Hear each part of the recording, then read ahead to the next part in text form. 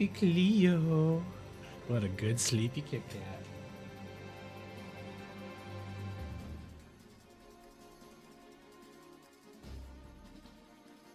Good girl.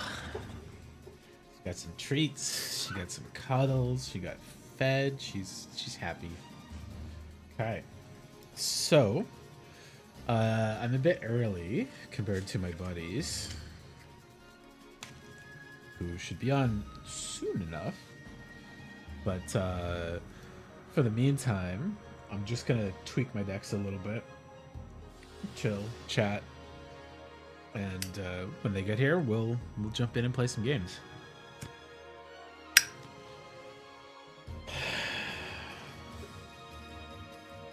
But I think I want to add a couple more decks to my pile of decks here. Oh, I think I don't have my preview window up. I don't like how this defaults to certain settings every single goddamn time. There we go. So the decks I have currently, I might as well go through the ones that are currently good. See if there's any that are quick fixes to update again.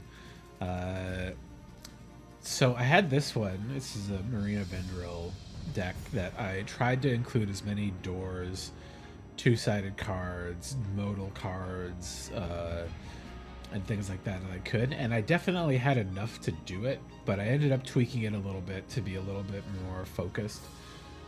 So I think it works pretty good as it is, to be honest. Like, she's obviously got a great end of the battlefield effect. And I have lots of other cards in here that just either draw me cards, fetch cards, or manifest dread things that I can then flip up to get other effects out of it. It's not crazy effective, but it's also not like bad. It's just I don't know if I want to tune it up anymore though. Got a Chatterfang Squirrel General deck, which is just classic squirrel good stuff basically. There's a variety of ways to get infinite combos or just get a ton of value and swarm people with squirrels. I've got this beatdown deck, which I don't think Cam's seen yet, which is Ozai the Phoenix King. Basically just ramp him out and beat people up with a big flying, trample, firebending, haste, indestructible 7/7. So I've got every way I could basically possibly do it to put in holding my mana, essentially. He also does it, which is nice, but it's nice to have a lot of mana available to dump him in. So I've got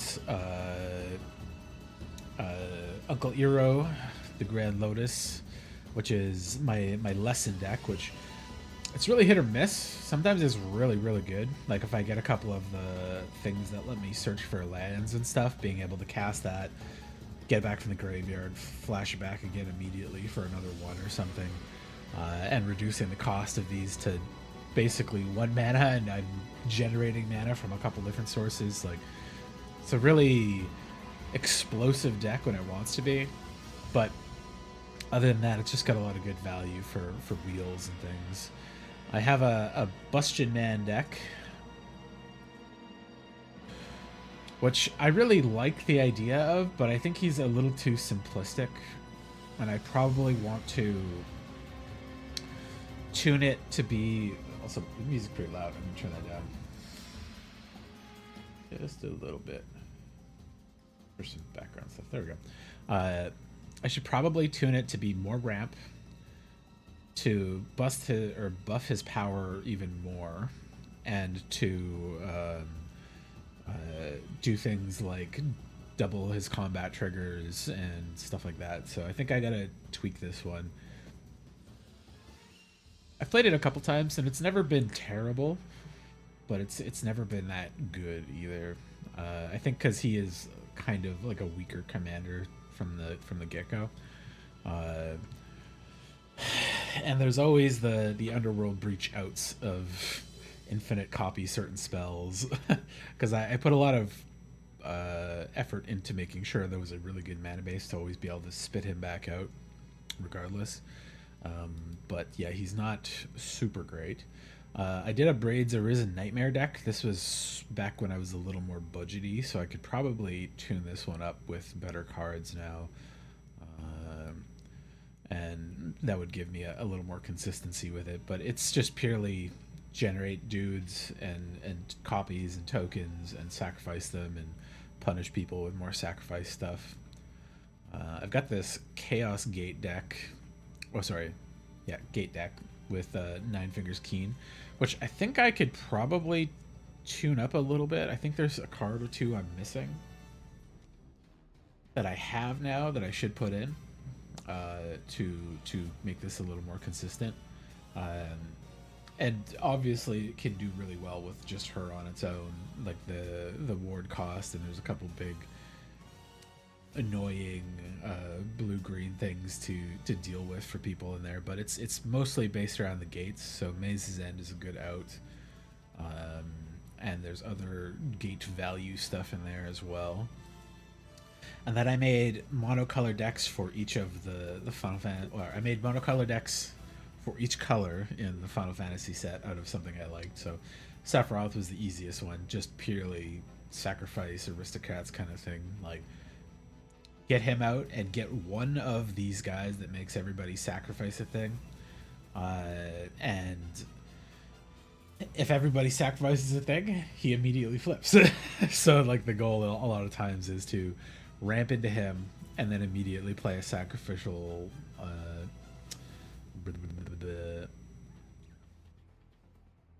guy that forces a sacrifice across the board. I think I might have cut too many of them out. I had all of them in there at once, but I think I've put more guys that generate value off the sacrifices and less of the sacrificer guys in there. So I might tweak this one to be more oppressive later. Another black one I did was a pure Vincent deck, which is kind of the same deal. Like it's also a sacrifice kind of deck, but it's less on the value of the sacrifice and more just to kill the opponent's things and then take some advantage of that. Ideally turning him into like a 30-30 or something to swing with and trample over and get some stuff out of it. The blue deck actually works really good. It's I've set it up to be bounce / mill, but the bounce stuff is from my things, and a lot of the mill stuff is on the draw card effects or the one shot mills against other people with the artifact that lets you mill cards equal to the cards in the graveyard, and then just wipe them out like that. There's also Tasha's Hideous Laughter. I should actually add in that Sneak Mill too. Maybe I'll do the little tweaks after I've taken a good look at everything here. This one, it did win last time, but I don't really know how well it operates yet, because I think that was like pitting other people against each other more than me doing super good stuff with it. But it's a kind of a graveyard recursion with Yuna, obviously. So a lot of these cards, they just die and go to the graveyard when their effect finishes, and then she brings them back, and you can redo them. I have a couple ways to reduce counters, and other ways to get stuff back from the graveyard, as well as like general tax and good removal that like don't get rid of something, so I can like lock down a commander without actually having to have them get it back, kind of thing. I've got the Tifa Landfall deck I made, which is just dump 20 lands on the battlefield. Scape Shift is like an easy way to get there, but there's 3 or 4 other effects that do the same kind of thing. Did I cut that Spirit Bear? He should be in here.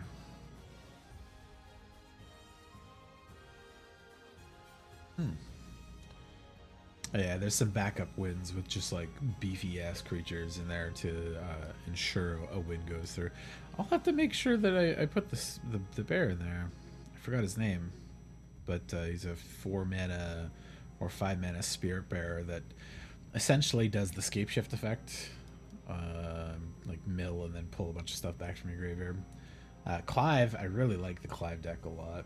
It's a pretty standard like discard, draw, underworld breach, copy things, repeat, rinse, etc. Kind of deck. Uh, so when he enters, you discard your hand, draw cards equal to your devotion to red. With him on the field, it's default 2. It's generally 4 to 8, depending on how fast I get him out there. And this one could be tuned up a little bit more too. Like I probably have some new cards in here that I could push a couple like bonuses onto the field with. But it works pretty good. It's wheels and copy wheels and flashback and recast, copy some stuff. There's a couple damage doublers in there for certain effects. Like the things I wanted to be the win cons in a lot of cases were going to be Glinthorn, Molten Psyche, and where is he? Brelin, Sky Shark Rider, to be like pings on the damage cards. But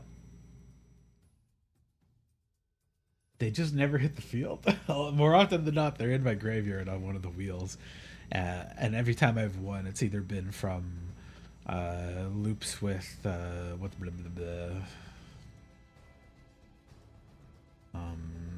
things that I can like force pings through, or like pure combat damage with like Blightsteel or Clive on his other half. Like 9/9 Demon on the other side's pretty strong. Like he immediately flips to it, kills something, gets a bunch of mana, can do some copy stuff, and then like flips back. And it's like, okay. I've got this Voltron Vincent, which I think I need to tweak a bit more as well. I think I need to cut even more creatures out of it, and maybe have a couple ways to generate some tokens on my side. There's a card I forgot about from One with the Machine, or March of the Machines. It's like a 3-mana artifact in red. Every turn it generates a new little dude, and equal to the oil counters, it just gets more and more on there. But the basic idea with this is to slap Vincent down as fast as possible, throw some good equipment on him that makes him big enough to trigger his second ability, which is to deal damage to each other opponent as well, and then just beat face basically. But I like this deck too. I just need to tune it a little more, because like there's stuff in there like Ultimate Weapon, which are obviously will put him to the thing he needs, but are like bad equips. I have a couple ways to cheat equipments in there as well, and to cheat equipments onto him with what is it, Brass Squire or whatever, and a couple other things too that do similar effects. But like in general, it's a little fragile, being like a Voltron style thing. If I run into decks like my buddies Massacre Girl or Tetsuko Umezawa thing, where it's just like kill a thing, get a kill spell back, kill a thing and get another kill spell back, just over and over and over, where it's like, okay, I'm paying 11 to put him on the battlefield and he's instantly dying again, and I'm just like, fuck. But he did win once. I have a mono white deck with Stiltskin, who seemed like the most fun of the ones to build for me. And it's like a pure stacks deck with things that I want to throw on other people. So like I'll throw a Steel Golem onto somebody, and then I'll play Moat. So they can't attack if it doesn't have flying. This person's won't be able to cast creature spells. So other people will have to pay a lot of extra life for casting things. They got to shuffle their whole hands away, things that punish draws, etc. So I would call it very standard. And it's got a couple easy win things in there with Triskelion, Walking Ballista, and Heliod to do some lifelinky trigger stuff. But yeah, the idea was to like play Stiltskin and throw stuff at people that they don't want to have. And it works pretty good, but I think this one and the blue one are both like not fun decks to play against particularly, because they're pretty punishing, so I don't play them too much. But I do like the Clive one. And the Tifa one has won every game it's played. So I've been kind of not doing it too often because when we play with Leif's son, sometimes if I'm playing this one, I just kill the table sometimes, and that feels a little bad. So I'm trying to like rotate through them. The two Vincent decks, I think I want to try to use a little bit more and like feel them out where their weak spots are a little bit more. The Sephiroth deck does really good. The Gates deck always does really well, but it scares people a lot because they know it's like it's a certainty that eventually I'm gonna get to Maze's End and be a problem. So they're like a little cautious for the first 4 turns where I'm like playing tap lands, not really doing anything, and then Keen hits the field, and suddenly I'm putting 4 gates down at a time every now and then, and they're just like, okay, we gotta kill him now. The Uncle Euro deck does really well. I should say it's like a coin flip. It either does really well, or I just kind of stagnate and I have to like make value plays for a couple turns. I've got this one I made a while ago, and I haven't redone it in a bit, but it's just basically get Frodo to kill people. So play him out because he's cheap, and then just hit and turn him into a scout and have the ring tempt me as many times as possible. And then if he pokes people, because he can't be blocked essentially. If he's the ring bearer, he can't be blocked. So you swing in and kill somebody. And I've got a whole bunch of ways to have the ring tempt me and various things that are just Lord of the Rings themed, but I could definitely bump this one up a bit. There's been a couple of cards that I've got since then that I think work really well. And I've since repicked up my stack of Moxes and Opals and stuff. So this one is one of my pet decks, the Oger Exonal deck. So it's just full of pingers basically, because every ping he does gets turned into 4, and I really like it a lot. But I haven't tried this new version out in a while, so I just kind of added the missing cards I had before, and then like stocked back up, and we'll figure out where I'm at now. In fact, this one could probably get cut. I'm looking at that and I'm like, I don't know why I have that in there. I guess it's just an easy way to ping everybody for 1, but I don't think that's as necessary.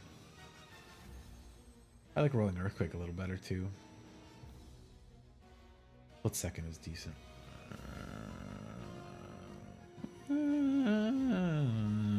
I'll hang on to it for now. I have Luris. He fucking banned?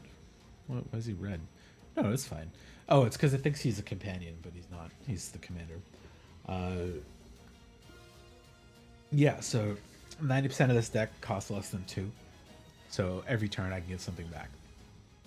I haven't touched this one in a while, but there are definitely a lot of good value stuff I could throw into this to get extra ones, extra triggers and things into here. This is one I'd like to tune up to be non-popper, which is Deimos, or Alexios, Deimos of Cosmos. So he's a weird Voltron group hug kind of guy. The idea I'm gonna want to switch him to be around, because right now this was a popper deck, so I didn't like put anything super spicy or valuable in this. It was just purely like generate stuff, load him up with equipment, and let him get passed around the table because he can't attack me. Can't attack me, can't be sacrificed, can be destroyed, but every time he goes to somebody else, he just becomes bigger and becomes a bigger beat stick. So I'd like to turn this one into be more aggressive, and I'll definitely get into that one eventually. I got Rev Tith Extractor, which is like a mono black Ragavan style deck where she gives one or more creatures as long as they attack a different player. So if I attack all 3 players, I get a reg event effect for each of them. Steal one of the cards, make a treasure, and you can cast those as long as it remains exiled. And then I have the deck full of Dwathi creatures that can't be blocked by most of the opponent's stuff. It's a pretty fun one, and like I have a couple decent ways to reanimate some of these expensive guys, so I don't really mind pitching them to the graveyard. Getting a Doomsday Excruciator is pretty fun, because if I can cast this and then get some swings on people, I'm rapidly depleting their deck of cards that are available to it. I haven't been able to win with this one yet. There's been a few times where it's been in the graveyard, bring it back, but that's not a cast. So, the rest of these are just like juicy targets to get back from the graveyard that allow me to do fun stuff. And Avanox works pretty well too, because a lot of the stuff I cast off Rev isn't my own, so it helps turn him on a little bit faster as well. I have a Gev Scaled Scorch deck, which I quite like. It's a bunch of lizards and it's a bunch of pings, so deal 1 damage to everybody, and then I throw a lizard out that instead of being like a 1/1 or a 2/2 comes in as like a 5/5 because of all of the extra people who have lost life this turn, and that turns him on. So I get beefy lizards and I get a lot of pings, and then there's a lot of like damage doublers and things like Oger that turn those things up as well. There are a couple combos like Obnixilis and All Will Be One, which deals the damage, puts counter on, deals damage, puts counter on, deals the damage, puts counter on, and then they die unless they can remove it, kind of thing. So there's some fun stuff in there for those. I've got in a mass deck with Sauron the Dark Lord as the commander, and this is like I would call like a very mid-range Grixis good stuff deck. Like it's just got the value on everything, but the goal of it is to amass. So I've got all of the things that say make a creature have flying, have menace, have hexproof, get additional amass triggers and stuff. So it is good. It's a little slow, and that could be fixed, I think. This is the one I'm excited to try out for. It's Black-Red Group Hug, which absolutely falls under Group Slug more, but I like calling it Group Hug because my buddy has a deck called with Quain the Rabbit, which is like everybody draws a card, and if they draw a card, they gain some life, or he gains life, and yeah, so it's like he just plays all the things that make you draw cards and then punishes you for drawing the cards. And this is kind of in the same vein where it's like, oh, everybody draws a card and loses a life. And then I have things that punish you for drawing extra cards, and things that draw extra cards and deal damage whenever somebody draws a card and stuff. So the other thing that this has that's particular is if people cast a spell, if the mana spent to cast the spell was less than its mana value, he deals damage. So this works on a lot of fun things like double-sided cards, because technically their mana value is supposed to be the combined, or modal cast cards that are like split and you can cast one half or the other. Those tend to be the combined cost of the two. So if you cast either side without casting the full set of the card, it's going to ping you for 3. So I've got a lot of little pingers, things that punish people for playing different types of spells, and things that increase the damage, obviously. Oh, hey, Gums, or Mike, how's it going? Thank you for the blue hair. It's, it dyed it a week or 2 ago now, but I didn't pick up any proper, like, hair dye shampoo, so I bought some hair dye and mixed it into my shampoo and conditioner. Now it's nice and staying blue and not fading to green. You had your graduation ceremony for your bachelor's degree? Congratulations. So you're all done with school now, or you still got another year or 2 there to like go up to a master's or whatever? Because it's associates, bachelor's, master's, right? Or is there one between master's and bachelor's? PhD, so you're there for another 4 years still. Rough, but good. PhDs are nice. Yeah, I haven't gotten to play this one yet. I'm excited to play this. You can skip masters to go to PhD. Is it like a more of a credit requirement and less of a time sink? Because I know a lot of the stuff that, like, say a doctor or something would do here for whatever thing is, like, they require certain, like, you have to do like an on-site training for like a year, and you have to have a certain number of hours before you can actually like do the tests or write a thesis to go to the next thing. But that depends a lot on each type of doctorate and stuff as well. So I'm not sure if that's different or the same, or if you guys have slightly different like requirements not down there. So sleepy cat. But does that mean you couldn't go for a master's if you wanted to? I've got a Terralf deck, which I really like a lot too. This one is just fun because it's like if you bolt a creature for 3, he takes, if a creature only had 1 toughness, he takes the extra 2 damage, and you could target another creature with that.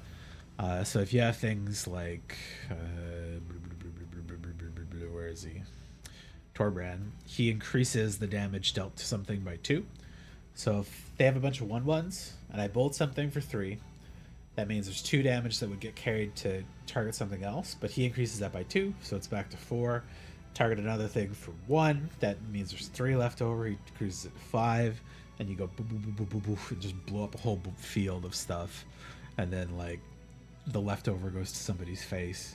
It's very fun, and like a lot of times a Blasphemous Act just ends the game. It's like, oh, there's 170 damage across all the creatures here that now Terralf can target to you, and you. It's a very good one. And yeah, sometimes it's just literally like I get the good hand of Mana Ramp to dump him out immediately, and then just like wait to draw something that can wipe the board. You have to elaborate a thesis, and you can do a master's, but pays. Yeah, obviously. If you have the money and the time to do a PhD, you should obviously do it. So it's faster, like only 2 years. Yeah, that's about right. Sounds good. So you're going to be a PhD in chemistry, and then I guess it would be your specialization of, you said, luminescent stuff? Yeah, it's more like an introduction to a PhD? Oh, yeah. That makes sense, too.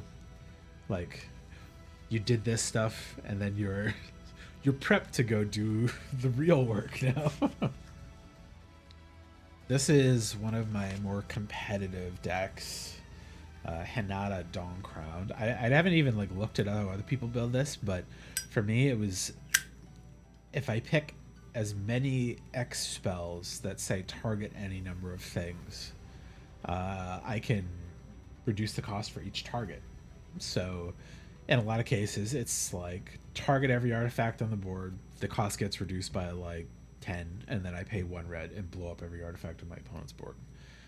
Or burn every creature for like 3 red, or steal everything on the board, or bounce everything on the thing for very minor amounts of cards. Then I've got counter spells and copies, but this is also out of date. I should buff this one by updating my mana base and some counter spells that I have that I did not have before. This was, I made like 4 versions of this Tally in the Kindly Lord deck, because I found him a very flexible commander that suits a lot of playstyles. He's like a minor stacks effect, but you can play him with lots of good mill cards, lots of good graveyard cards, fairy tribal, or full on control stuff too. So this one was, what did I call it? No more mill. Yeah, so this was my mill version of it. Teachers finally let you decide another place in the USA? Good. Let me go to Canada if you go 6 months USA, 6 months to Canada. It's spicy in the USA right now, and I don't think it's going to get better in the next 2.5 years. And possibly longer, depending on how illegal Trump gets down there. But But yeah, Canada's doing pretty good right now. Um, so are you finishing? You've got another 2 years then, or no? You've got another 4 years. You said right? He's convinced. He's convinced. Convicted. Convinced you to go to Connecticut. Yeah, Connecticut's probably pretty fine. I hate like asking this kind of thing, but like, how is your English like accent wise, and how I hate saying this kind of thing, but like your skin color will definitely affect your quality of life depending where you go in the states. If you're a tan or darker, it might be rough if you're going to a rural spot. But at a good college, you're probably going to be okay. Colleges tend to be much more liberal and more like open and accepting of international students and stuff. So it's not usually too bad. But I'm trying to think of. I was like, I can't think of anything particular in Connecticut that I think is noteworthy. Connecticut. Map wise. Oh, yeah, you're right down there. It's a nice place, though. Pretty close to Canada. That whole area is a good spot, actually. You'll probably be okay. New York and the northeast of the states tends to be pretty liberal for immigrants and people coming in. Never try to talk in English, short. I don't think you'd be too bad. You write English pretty well, and like I said, the northeast part of the states there's definitely some more conservative spots, but most of like that New York, New Jersey, Connecticut small area is pretty good. So I don't think you'll be too bad as far as like uh, struggling to get around or be accepted there. I think you'll have a pretty good time in that area. And you're not black. Well, in the states right now, it's definitely not just black. It's like if you're not the whitest pink white, like whiter than me looking, you have trouble down there in a lot of places now. Trump has completely upended the safety for like anybody, and even like a lot of white immigrants and white immigrants and travelers are having trouble there. Like, I know a lot of Australians and Germans and people from the EU that are like showing up, and then they get fucking thrown into ICE jail for 6 months and stuff, which is just scary. Like an Irish dude who had a green card. He was married to a U.S. citizen, and he'd been there for 5 years before. Been put into jail, ICE jail. So not quite real jail. It's like you don't get a phone call and you don't get a lawyer, and you're fucking stuck in there for 6.5 months. And then they decide to release him because it's like, he's technically actually got the paperwork and stuff, and a lot of like scary stuff where people that come in with like the proper paperwork are still getting arrested and abused by ICE. So I don't know if that's going to get better in the next 2 years. So I don't know what your plan is to go there, but New York is better about it. and that area has been better about it. They've been very staunchly like anti-Trump, but it's definitely still a problem. And like even the whites have a problem going down there in certain places. So like I think right now if I went to the States, I think they would look at my social media handles, because they do that now. And they would probably force me to unlock my phone, and I would probably immediately get deported because I've said so much fuck Trump, fuck the US government kind of shit. So I don't know if I would even get in, and I've lived in Canada my whole life. So, but that area of the country is a good area of the country, and you still get to experience some winter. You get to see the coast. There's a lot of cool fishing stuff to do. you're close enough to New York for some good like trips into the city for fun stuff, and you're close enough to Canada too. Like you can hop a train from that area to Montreal or Toronto or Ottawa for like a day trip or a weekend trip or something. So definitely a good spot in the country, but the whole country's in a fucking it's in a space right now. So basically anybody I know that asks about going to the States, I'm just like, if you can avoid it, don't go there. Go to Canada. It's better. Even like airport stuff that has to do a layover and stuff really makes me cautious because I want to go. You delete all your social media for this reason? Yeah. If I have to go through the States in like a layover or something, like I know the last time I went to Japan, went to Chicago and then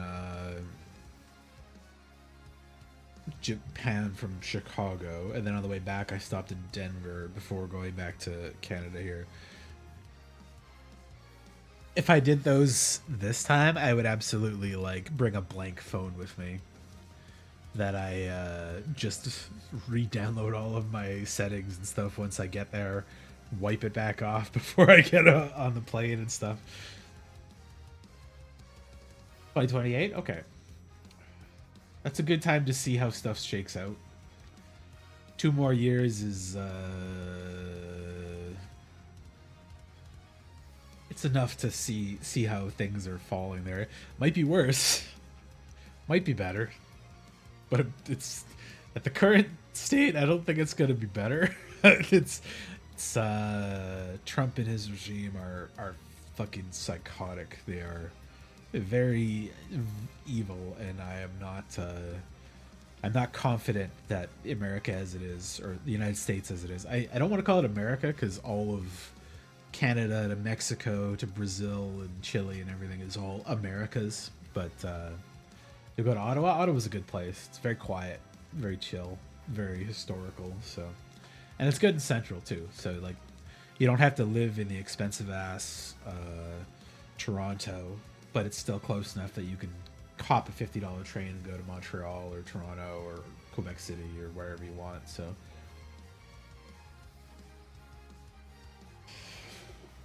but yeah, I have no confidence that the States is going to recover properly in time to be nice for people to visit. So, but fingers crossed, because it would be definitely better for everybody if America went back to being kind of neutral and polite and business-like for everyone. You got Ottawa? You want to meet in Canada? Yeah, if you're up here, for sure. Like, figure out one of these days. If you're in Ottawa, it's one of those things I could easily like hop a train to and like come visit somebody. I don't know where I'll be in 2028, but there's a good chance I'm still probably in Canada. I have like a rough long-term plan to go back to Japan, and I want to work and live there for a while, but like I'm keeping my eyes on the global politics, and it might be that I have to join the Canadian military or something. In which case I would be probably joining like logistics or the engineer squadron, which is like welding and bridge making, blowing up bridges, filtering water, putting up the base, stuff like that. So if that happens, or if the animation industry bottoms out, that will tilt me towards military professions, which locks me down for a bit longer than I'd like. But no, I wouldn't have to join, but it'd be one of those things that's like depends how much America continues to threaten Canada. Basically, I would put myself back into there. Both my parents and a lot of my family have been in the military, so I have good memories of the Canadian military, and I would gladly jump back in. So, like during COVID times, I had tried to go into the military, but the Canadian military at the time had rules with like I have asthma, haven't had it since I've been young, but I've grown out of it. I've taken my medicine growing up, and I've exercised past it, so I was more than able to still complete all the physicals. Um, but I did great on the aptitude test. They said you can have whatever job you want. You can go to whatever position you want to go into or whatever division you want to go into. And then they're like, but we'll go through your health stuff. And then they're like, oh, you have asthma? Okay, we'll just cancel this right now. And I was like, I could still be useful. You guys have a manpower shortage. Like, I can weld. I can work on machines. I'm decent with computers. Like, there's plenty of things I can do that aren't on the front line of things. But they changed the rules on that basically once I moved out to Montreal, and they now accept minor disabilities and health problems for positions that aren't on the front line, basically.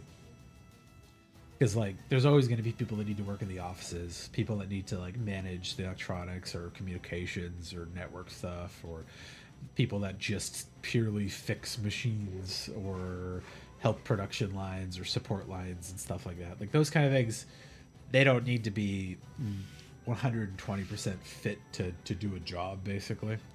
And then there's all sorts of reserves, training, and logistics crew. So it makes sense, and it's something I'd been like talking to people that I still know in the military that like, you guys should be accepting people that are like, hey, this guy, he has a wheelchair, so he obviously can't fight, but he could work in an office, or he could work on a base. Like, there's nothing preventing him from supporting the Canadian military and doing something in it. But I have a fairly good like opinion of the Canadian military for being a little bit on the moral side, more than most militaries, and like doing peacekeeping and like helping out other allies and stuff for the most part. Which also I'm very glad that our current prime minister is like very much anti-Trump because Trump's a fucking psycho. So whenever he's like, is Canada gonna come send their 5 warships out to help us in Iran? And he's like, fuck no. I'm like, okay, good. He's got a decent head on his shoulders, as well as he's ramped up defense spending, and oops, got a stray piece of my hair sticking out. Ramped up defense spending and like modernizing our processes for taking people in, and kind of putting us back into a spot where we were 10 or 12 years ago, that they've been lagging behind on. So I think we're going towards a good spot. Fingers crossed, though, we don't have to defend against the U.S. trying to invade us or something stupid, but you never know. 2 years is a long time, and Trump's been on a fucking tear. He's starting 9 wars a year kind of thing, so really don't know what the future holds for that. Could be worse, could be better. Hopefully it gets better, but it's never too far outside of my thoughts for those things. But the other reason I was considering the military, doing like a 5 or 10 year stint or something, is that if the animation industry, it's in a really precarious spot right now, not least of all because of the state of the American economy in the States, with the way they've pulled all the stops off of like AI and antitrust and work protections for those like divisions. Animation and film and stuff is in a really weird spot where they're just like, oh, there's no antitrust laws for monopolies, so this company could buy up 7 other companies, close them all down, and then one company owns all the film studios, or all of the FX houses, or all of the animation houses, or whatever. So they're really at the mercy of whatever happens in the USA in a lot of cases. And that's not quite that bad yet there, but it is getting there, because like WB Discovery bought up tons of studios, and Sony owns a chunk, WB owns a chunk. There's like a breakdown. Let me get the chart up here. Who owns all the film studios and production houses in USA. It's like 3 companies.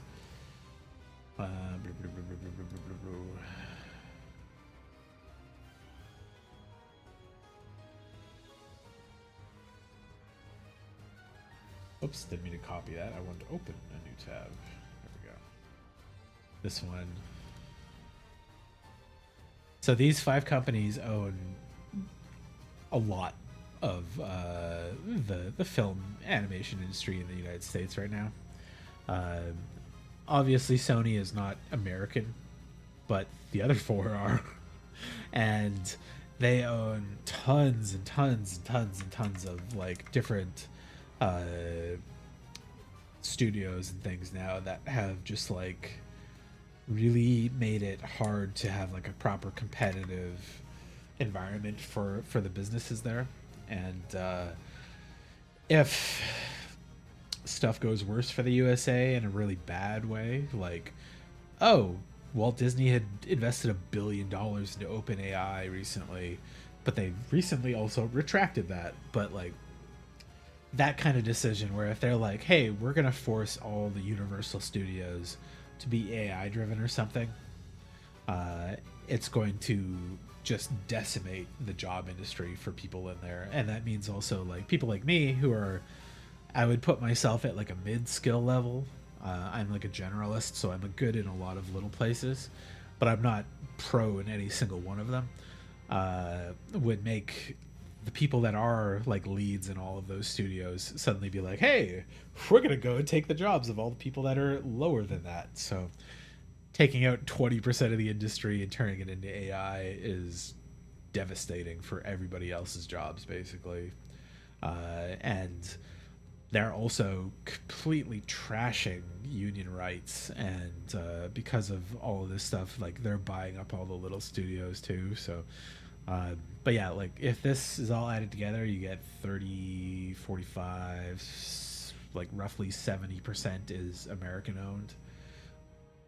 There are some good studios in the EU. Like we're technically through Rodeo VFX now owns us, like our company, and they're Canadian based, but they have ties to France. But they're not that big. Like we're one studio, and we can do 1 or 2 movies at a time, kind of thing. And like Sony is from Japan, obviously, but they have a lot of American-based studios. They have some Canadian-based studios, and there are good studios in the EU too. But like, it's not that big of a market for the jobs. It's like in all of VFX all across the world, there's probably say 50,000, 60,000 jobs, not more than 100,000, and that's through like all different departments like management and tech and networking and developers and artists like me. And the artists are the cheapest part of it as far as like stuff goes, because we're on the replaceable, disposable side of things. Like the industry 20 years ago used to be jobs that people would get hired into and they would work for 20 years at that studio. They would get better at one particular job and just continue to improve and go through that. But it's contract based across the board now. So literally you, unless you're the very top of your particular category and you're hired on as a lead or a senior, where they keep you 100% of the time for indefinite full-time work, now it's contract based. So you make a movie, you go to this place, and then 9 months before, or like a couple months before your contract would go up, you look for other jobs. Somebody else gives you a new contract to say, hey, we'll come out here, we'll pay you X money for this. And then you move across the country and go to a different studio. And I'm trying my best to not do that right now. I want to just stay in one place and work kind of a steady job for 2 or 3 years and like pay my debts down, save stuff up, and just kind of settle for a little bit. I don't really want to start studio hopping like across the world, which is kind of fun in its own right, but it's not stable, and it's not like a really good way to like make a proper living. It's very stressful, and you can't like put any roots down, let's say. So I would like to stay in Montreal working at the company I work with, or one company or another for at least 2 years would be nice to kind of like build up a good savings and stuff, and then I could go do something fun. Um, if I went to Japan, I don't know if I'd work at a studio. I don't know if I'd work in animation in Japan, mostly because I don't think I'm really compatible with the Japanese studio life. What I know from people that are there and from people that have worked in Japan, it's like the work is the same, obviously, but there's a different attitude in the way that like protections in Canada and the U.S. have been like steadily on the rise over the years. So it still happens a lot more in the U.S. than it does here, and the EU is probably even better than it is in Canada for it, where it's like you work your 40 hours, you're done. Just go home. Don't worry about anything else. Do the rest next week. And your pay will always go up. They have a certain amount of duty to maintain your job without firing you for no reason and stuff. Like, there are parts that are nicer in Japan too, where it's like they can't fire you without cause in Japan. They can technically in the U.S. and Canada. In Canada, generally, they have to pay you out your contract at least, plus a certain amount of money for breaking your contract. So if the studio closes down, generally they'll have to pay you whatever the rest of your contract was, or an amount that is more than like your weekly pay to cover that. But in a lot of cases right now, studios under this current system go bankrupt, where it's like they're working on 5 projects at once and they're all doing it cheaper than the other guys, so the studio takes it on at a loss with the guarantee of more work coming in the next thing. And that means although the individual artists might be making a decent amount of money, the studio itself isn't making a lot of money, but it's making enough to take a debt on to pay for the people to continue getting the next work. And it's a really self-defeating system, and a lot of it stems from this shit being like all owned under these guys. So they're willing to scrap individual studios on any movie, where it's like Avengers, for example, it's made across like 45 studios, and one studio of 10 people might be making like 10 shots in it, like just 10 VFX shots, and they're nothing particularly special or amazing. But to take that job, they had to take a loss, and because they took that loss, they're rushing it out and they're pushing people harder, and they're usually paying a little bit less to be competitive. And in a lot of cases, those studios will finish it, and then they sometimes go bankrupt. And that just means there's more people available to go join another studio and like flood the jobs a little bit harder. And one of the things that we're struggling with now a lot of the times too is they'll outsource a lot of these jobs to Bangladesh or China or Korea or the Philippines or South America, where the cost of living is a bit less. And they just try to offload the value that way, and then just push it. It's a fucking mess right now, is what it is. Like, our studio's doing good. We're surviving. We're doing good projects, and we're doing good work, and we're doing them within time and stuff. But like the U.S. especially, it's like an unsustainable thing right now. I don't know. Hello there. Oh, how's it going? People ready for magic? All right, we'll jump in there in 5 seconds. But yeah, it's precarious, and AI has been a very damaging thing in the industry as a whole, where all of the people that run these studios, the millionaires and billionaires that own them, are just like, if we put $1 billion into AI, we could just never have to pay employees again, right? And that's the thought process. So they're willing to sink $1 trillion into AI if they can fire all their employees and never have to pay any employees. So but yeah, I like working in the industry, and like I obviously spent my college years and after like learning it and training in it and stuff, and there are applicable things I could go to in it, but like I also don't want to jump to a completely different continent, learning other languages, and then like adjusting to a workflow for less pay, doing more overtime, something that in a country that I'm not like super familiar with, to switch over to like Japan, for example.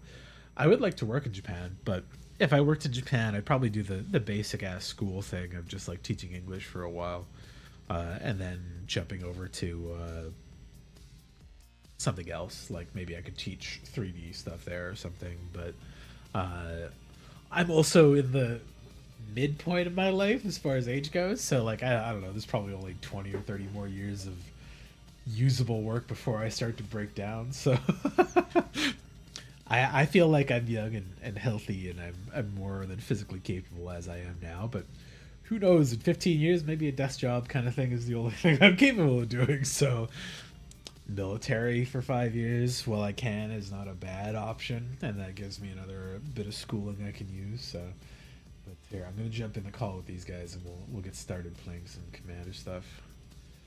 Hello, how's it going? Hello. You are on stream, just letting you know. Yep. Hello. Hello, stream. How's your guys' voice doing from being sick? I never lost mine, but Brandon's doing a bit better, I think. Yep. You can hear me, so that's Yeah, good. yeah. Sounds good. I'm gonna drop Brand's volume just a bit. Two. So I have a couple decks I want to try out. Leif said he was coming too, right? Yep. Yeah, okay. I want to play the group hug one first. Group hug or not group hug?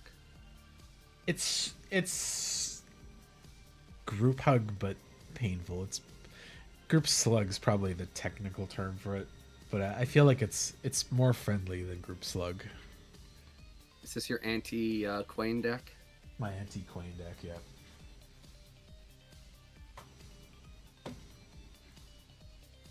Alright, let me see if I remember how to do this. Okay. Good night, Mike. Have a good new house You don't have that viewing funnel that I and asked you to stuff. add yet.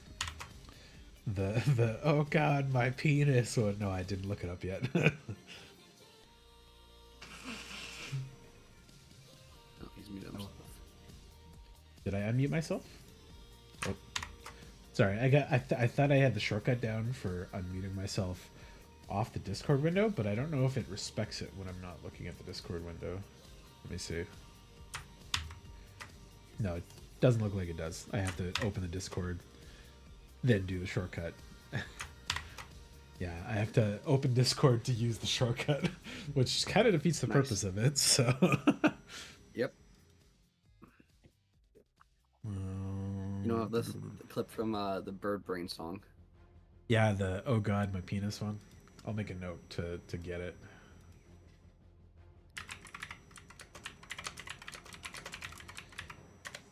I think she posted it with her whole, like, just that clip on its own.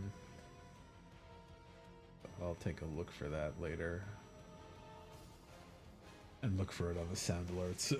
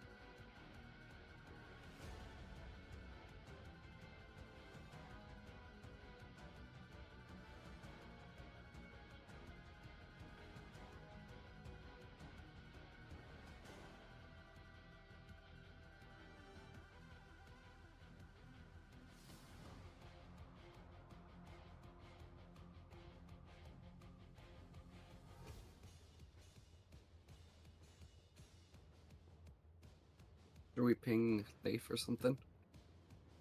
I did not yet, but we could, yeah. No, It's a good idea. I'll try it.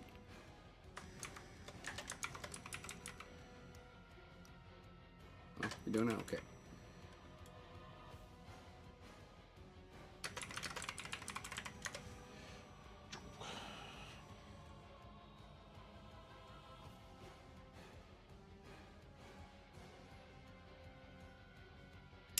So, no, I guess I shouldn't talk about that. I I mean, was gonna talk about the newest episode of Invincible. oh, yeah, probably not a good idea to talk about that. It's still brand new, so you could talk about it in vague terms if you wanted, like it was good or it was bad. Well, it's not a spoiler thing, but I don't remember that happening in the comics. No, that one was. It was implied to happen. Like they had that stuff with Damien, like foreshadowing it, but they didn't actually like come back to it. I think it was implied to be one of those things that happened while he was off planet, because there was like a whole bunch of different like villains that popped up and like big monsters and worldwide stuff that happens because he's gone for like years, right? So they just made a fun little side story for him. But it's a little weird because I think they're doing a lot of side story stuff this season, which feels like I thought they would have been wanting to rush the main story a little bit harder. But I did like it. Now. It was fun, so I think that was a worthwhile thing.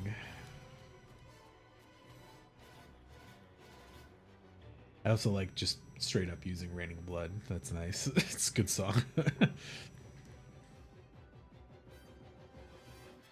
And that's all we'll talk about the show. I mean, this is the basic stuff we could always talk about. Their animation being like good and bad at the same time, always like. Oh, it's so basic. Yeah, exactly. It's like sometimes they do really cool shots or like really neat animation things, like a certain motion or something that's really cool or has a lot of pop to it. But then it's just literally like a JPEG sliding across the sky half the time, and I'm like, all right, it's fine, I guess. Should have a little more. Talking about Invincible. Yeah. It's like they have a really good style of animation, I think is the best way to call it. Like they have really good impacts and like really good motion when they want to put it in. But so much of the show is just them like floating through the sky with like a moving background and like non-moving characters or something. It's like, all right.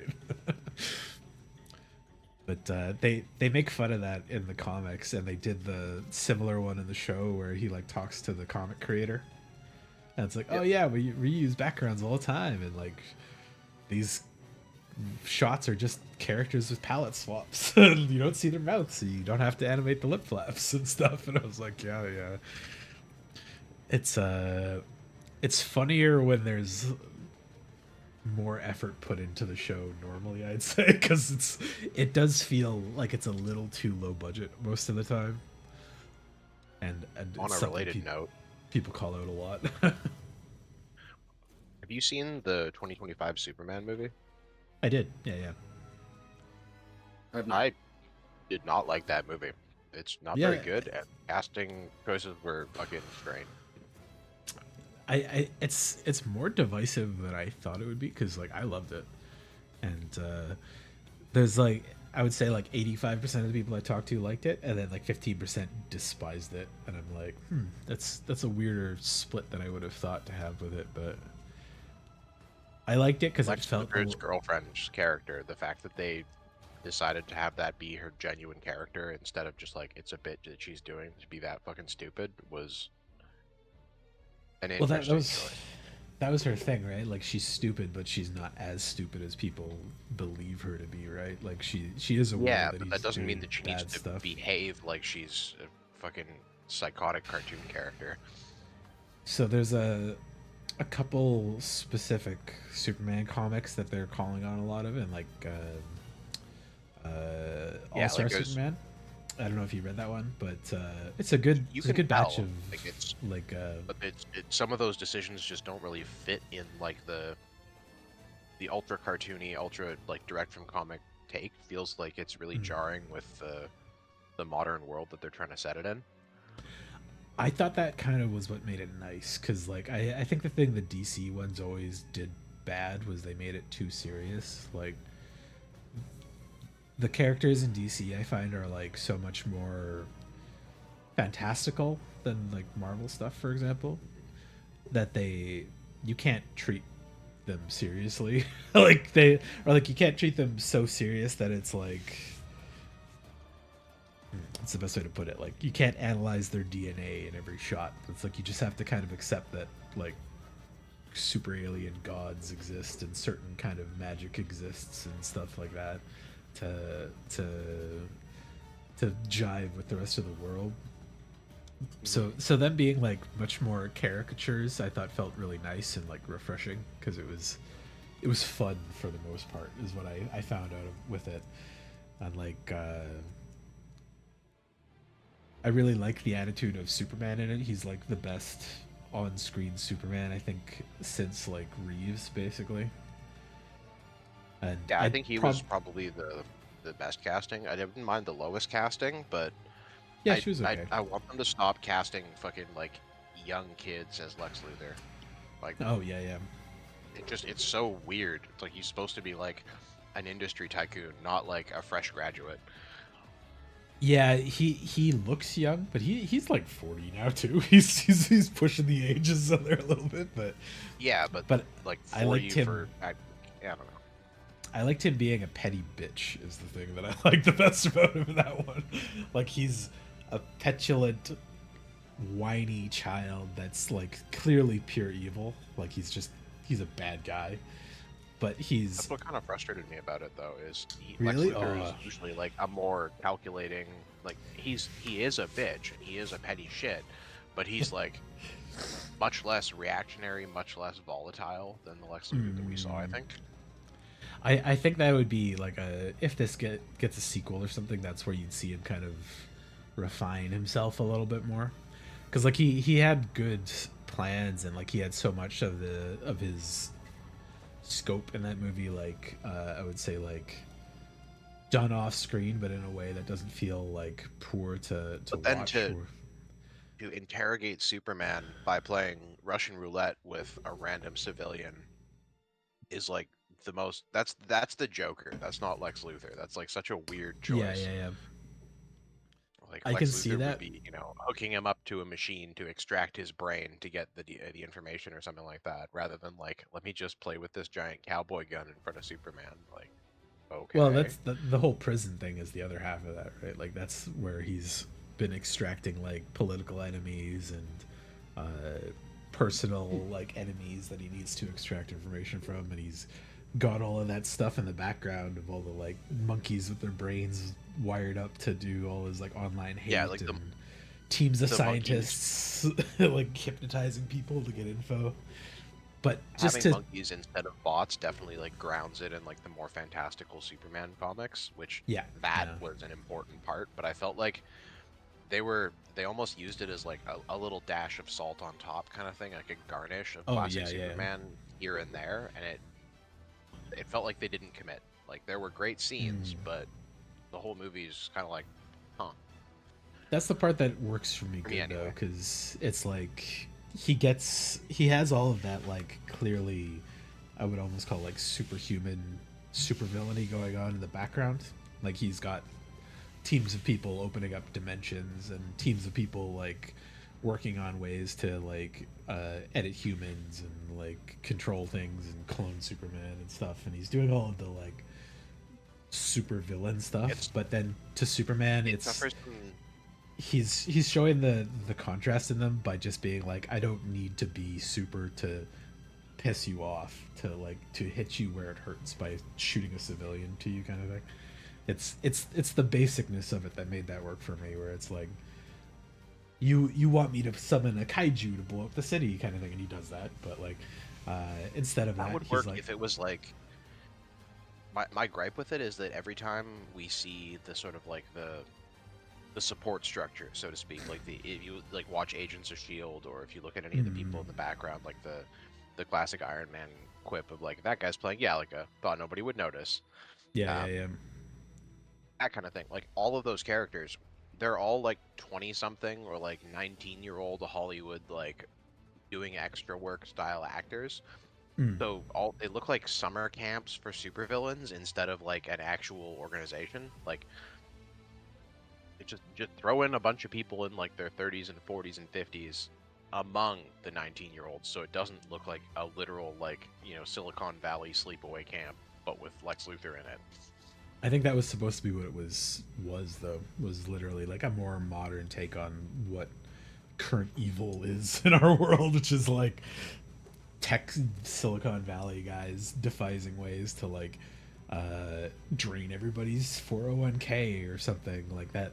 That's kind of what that was supposed to reference, and that felt fine to me. Like it's a modern megalomaniac. I could see it as being a reference oligarch. if it wasn't omnipresent in every other DC and Marvel film. Like, anytime we see that support structure, because of how they do casting for it, we end up with, like, you know, 2,000 random, generic, beautiful people who are between the ages of 19 and 25.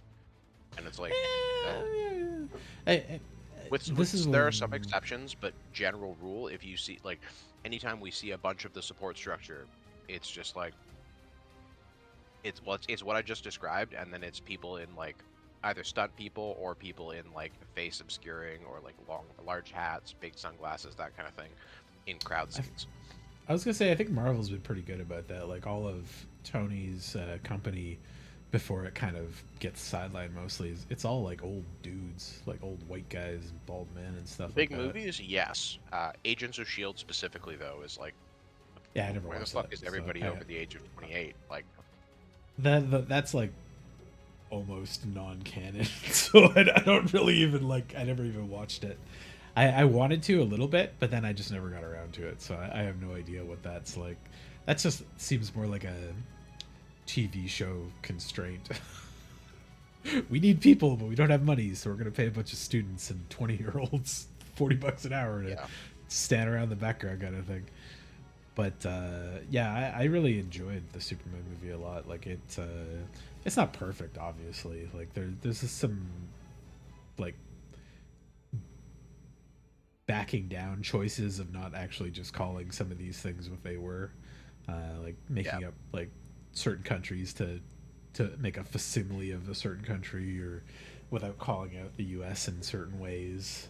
So it can be a more generic world of stuff, but like for the most part, I was pretty happy with like a positive, fun Superman that didn't have like glaring inconsistencies with the character, kind of thing. Like this just felt like a good Superman to me, and I liked that his family was just good family, and like no weird messages stuck into it like, no, Superman, you can't save me, let the tornado eat me alive. You shouldn't, let's save those kids from that school bus. It's like every Superman movie since the Reeves ones just has such weird messaging in it that I've never enjoyed them. So it Usually felt you nice. don't put babies in microwaves. Yeah, the Flash stuff is so insane, but the I can't. The Snyder stuff like tainted so much of the DC run of stuff for the last decade that it's hard to like see anything worth taking out of that. Like I actually liked Matt Damon as Batman, and I wish he got a solo movie before they like canned that whole universe of stuff from existing. But he got stuck with the two worst movies out of that whole series, and he's only playing like a half part in both of them. And the Joss Whedon rewrite of Justice League is so bad, like so bad. Like, oof. But so I'm if they were going with the way Superman is going, and they kind of keep the same tone for the other characters in there, I will be more than happy to look at the next one they do. Especially like I like Guy Gardner being just a straight piece of shit. And yeah, it was good to see not Hal Jordan as Green Lantern. Yeah. a nice, yeah. Guy Gardner as Nathan Fillion with a bad haircut. Hell yeah. Yes, it was very funny. Just like a piece of shit, and then you get Mr. Terrific was as super well done as well. Yeah.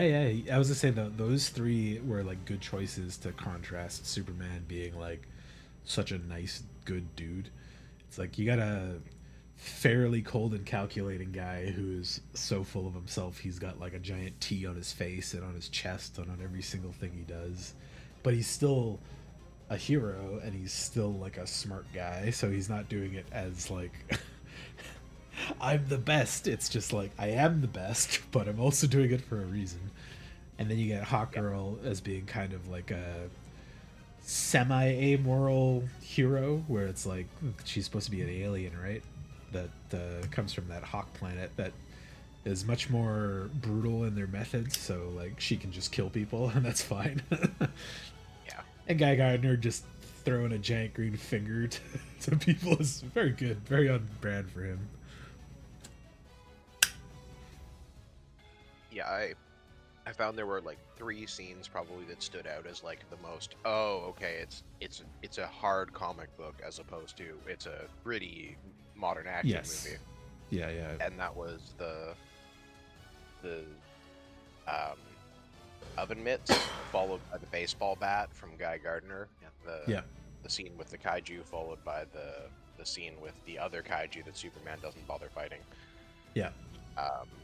And then the monkeys. Yep.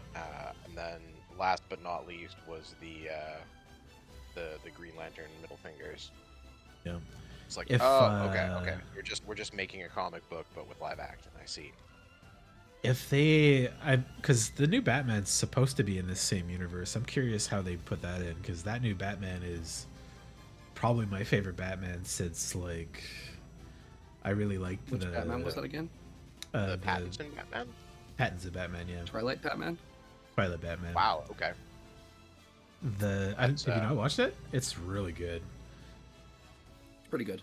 I've seen it. Yeah, no, I was saying that's a very dark Gotham to be alongside this Metropolis. Which is why I'm really curious to see how they work it together, because I think he's a good foil for that, because like Batman should be the dark side of Superman essentially. The guy who suspects everybody that Superman trusts implicitly, and the one that like builds those backup plans and kind of non-trustworthy things that Superman can't do. So I feel like they would make a good balance, but I'm curious how they're gonna like blend them together, because that Batman is just such a fucking like hard ass, where it's like, I've got to save these people. I guess I'll just take some fucking meth and then beat a bunch of guys up. It's like, okay. So, I think I've talked to you about this before, Paul. Yeah. But to just say, the only thing I didn't like about that Batman movie was a rubber mask. Oh yeah. The rubber mask is that drove me up bad. the wall. I kind of saw it as this was him first trying Batman, so it might be like, well, he was in he gets some multiple tech in the gunfights, next and one. he's got a Yep. rubber mask. It's like, seriously? like this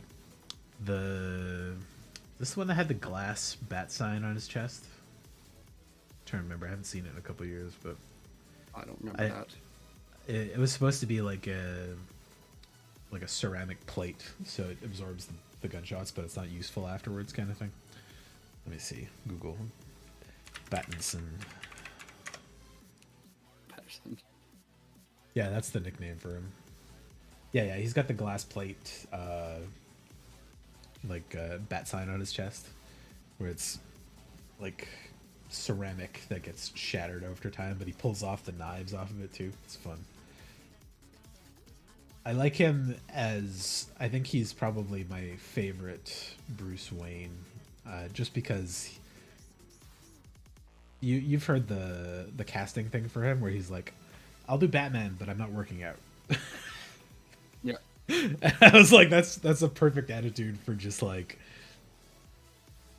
kind of like a snobby kid doing his own thing that's for his own reasons and stuff. But the cinematography and the like kind of like, I would say drivenness he had as Batman was really, really good for me. And I like the tech level of the villains he was fighting too. They're like just a little bit more than like current tech is really allowing, but not like superhuman tech. Oh, the Riddler and Catwoman, and then some mob guys. Nothing like crazy. Oh yes, but like, the Riddler was like the Shut in. Just a Yes, little bit of yes. cyberpunk. Yes. Yeah. Yeah. It's like just a little bit more than current tech, so it's not like unbelievable, but it's also just like you could see somebody doing this kind of thing and it fitting in the world really well. So I'm very happy they didn't spend the first 30 minutes of the movie showing how he became Batman. yeah, exactly. Yes. Yeah. Yeah. This it shows how he is Batman by just doing it a lot more, and that's really nice to see because everybody fucking knows who Batman is. He's like 100 years old at this point almost. So him and It's You also had Spider-Man. nice 6 to other see, movies of Batman's beginning. You don't need Yeah. another one. The Nice to 15th see a version of Catwoman his Batman parents being Begins. shot. the I like Catwoman with Zoe Kravitz. Yeah, she was really good too. Uh, I like that type of Catwoman, like a little bit tech, a little bit like greasy criminal, but not like too evil and not too high tech. Just enough to be like good. Yeah, because she too is supposed to be kind of like Batman's dark side. Yeah, yeah, the way yeah. Batman is Superman's.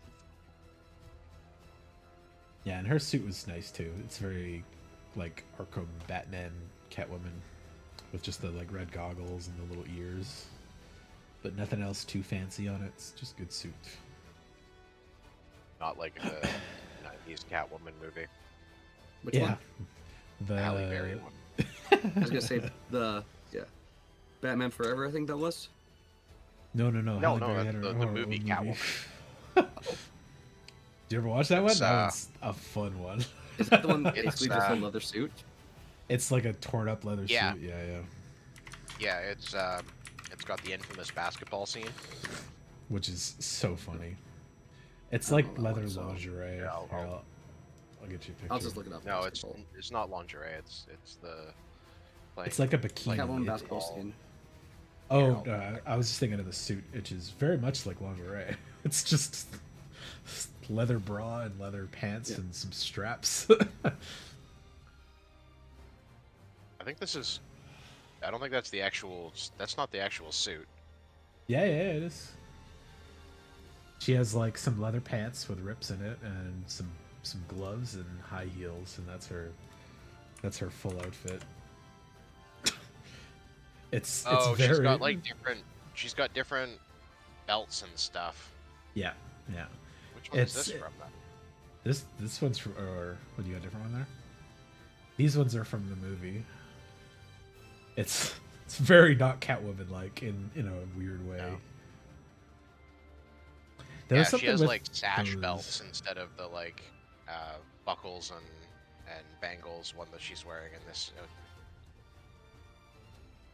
So if you walk on the walls, it doesn't count as walking in basketball, right? Yeah. Yeah, it's definitely not traveling. But yeah, it's there's something with those like early 2000s superhero movies where they just wanted to get away from the superhero aspect of it and made it like completely insane. That I find them very fun to watch, but they're terrible movies. You can't take them seriously at all. That one and Daredevil were by far the worst, but Daredevil Ghost Rider. is fun. Ghost Rider's fun because it's crazy. I kind of feel like that's those ones are kind of enjoyable for what they are. The reboot Ghost Rider, I did not like. Was Which it one's the reboot one? reboot? The reboot? Did they call it Ghost Rider 2? What was that? If it's Nick Cage, it's all the same one, yeah. I know they were trying to do a Ernie Reyes or whatever his name is, the car driving Ghost Rider. And I think that's a good one to like adapt, but I don't know when. You know they're what gonna I do wish that. they could do? Yeah, Ghost Rider Spirit of Vengeance. Yeah, if it's Nick Cage, it's still the same one. Yeah, They that like- one just sucked though. It was just Yeah. like really, really bad. They're like, I like his crazy transformations and like his weird actions turning into Ghost Rider, and then the story is whatever. I could pay little to no attention about the rest, but this It's was the Nick one. Cage, so it's gonna be amazing. Exactly. It's just you enjoy it for Nick Cage, and that's about it. But this guy Robbie Reyes is the Ghost Rider. I heard them doing a movie for, but I feel like it's got to be a movie. You can't do this in like a shitty TV show or something. It would just be bad, wouldn't it? No, they will, and then cancel after one season because it didn't do as well as the first Marvel Iron TV Man show movie or made. something did. Or the, Yeah. or the 19 seasons of fucking soap opera that they called the Arrowverse. Oh God, actually, they did do like a movie of that, didn't they? I don't Or know like what a that is. TV series? Not I think the they did like a Arrowverse, big but, season, like a season finale made for TV style movie. But yeah, I think it sucked. Oh, Let's he get did. season 2 of Moon Knight, please. He did appear in the Agents of Shield. That's where he was in a thing. Shame. Ghost Rider? This Ghost Rider, Robbie Reyes, yeah. Like as That Ghost means- Rider, or just as an extra? Like, oh, they said his name. As Ghost Rider. Apparently, he was a major character for a while, which means he's never getting a movie. I'm watching this on the side because I want to see how poor the graphics and stuff look for him. If it's just a guy with like some Agent of Shield is flaming what? VFX. 2016. I have no fucking clue. Yeah, it must be pretty old, right? Can someone text Leif? He said he'll be here in a replied to second. the He did thing. message in the chat. Oh, did Yeah. he? Be right there. Yep. About 10 Right minutes before ago. Catwoman. I see. Agent of Shields, 7 seasons, aired from 7 2013 to 2020. Jesus. I heard of Yeah, like the and, first season After for like the the Coulson first stuff. like 5 episodes, it's not really worth watching. That's what I was gonna say. Was like I heard about the Coulson stuff, and then like that was it. Yeah. And then I didn't know it ran past that till now. So Coulson stuff? yeah, because he doesn't die. He faked his death in Oh, the yeah. first Avengers to Yeah, they have some motivate the some team reference or stuff for that. whatever. Yeah. And then the rest of it's just like stuff that's never gonna bleed into the show or the movies properly. So despite them supposedly being canon, it doesn't feel like a canon thing. So That's Are the they still thing. Like making movies? they could have made it really like a really good show and made it like actually make them money if they just like put even a fucking micron of effort and or budget towards it. But they just yeah, it's just a bunch of people in like an empty plane set or an empty warehouse set or an empty whatever the fuck else set or a black SUV and like Yeah. nothing fucking happens ever. and none of the Oh, main they finally characters slowed are down on movies. Good. tied to it in a while. Yeah, I think the Mayers thing really fucked up their schedule. So The what? that's the John Mayers thing. I don't know anything The- about that. He was supposed to be Kang, and they were setting him up by peppering him through the shows, and then he beat And his then- wife, and they fired him. Yeah. So This is why they did And- Thanos the entire time without showing his face. yeah, they showed it once, but they immediately like fixed him in the next movie, so he didn't look like a weird purple fucking Muppet. But Yes. it's not a bad What is looking Armor car. Wars? Oh, that's the Raw War Machine stuff. It was a pretty good Okay. comic, but I don't think the show was very good. Well, it's a movie. Is it a movie? It's not out yet. th- It's in the future. It's planned. Okay, see, that was supposed to be a show, from what I heard about it initially, and I was like, that doesn't feel like a good thing to do a show of. No. Because Iron Man's dead, and Robbie or War Machine is fine, but he's not that exciting. Like on his own, he doesn't have the charisma to pull that off. I think, but yeah, it is like a War Machine started comic in the comics. So I like that they used his real car in this, but they like specifically avoid showing his head in the shots I've looked at for the Robbie Reyes Ghost Rider.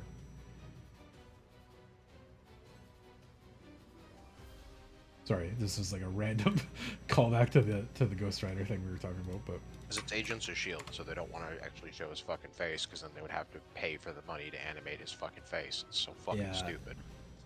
The car looks Like, I'm pretty sorry, good. you are literally Disney and the Marvel franchise, and you cannot afford to fucking give us 30 seconds of CGI? What the fuck? Yeah.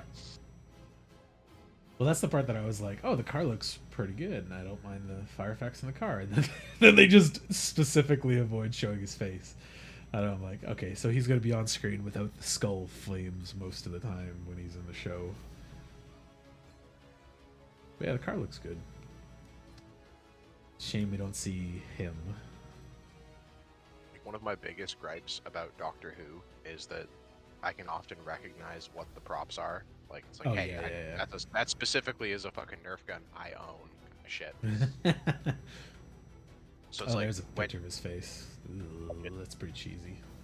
Hello. you're like, why are you Hey, know, Leif. doing really what you do? You make this kind of content, Yeah. make dollars. So what the fuck are you doing? Doing it in a shitty job like this? Like, I don't know. Yeah. For 7 fucking seasons, like, whose fucking like nepo baby child was like collecting a check from that? Yeah. Wow. So we're talking We're about, talking about Marvel the stuff. low effort Marvel TV shows that can't be arsed to have fucking 20 seconds of CGI to make Ghost Rider look like Ghost Rider. A lot of hate. A lot of hate in We've this gone into room. a little bit of a tangent. Okay. And we talked about how We were talking about the new Superman movie. Then we got into The Tom Holland one? Marvelverse. No, that's Spider-Man. Oh, sorry. What did you say? Superman. The Oh, 2025 sorry. Apologies. one. Yeah. Yeah. Apparently my ears and brain aren't connected.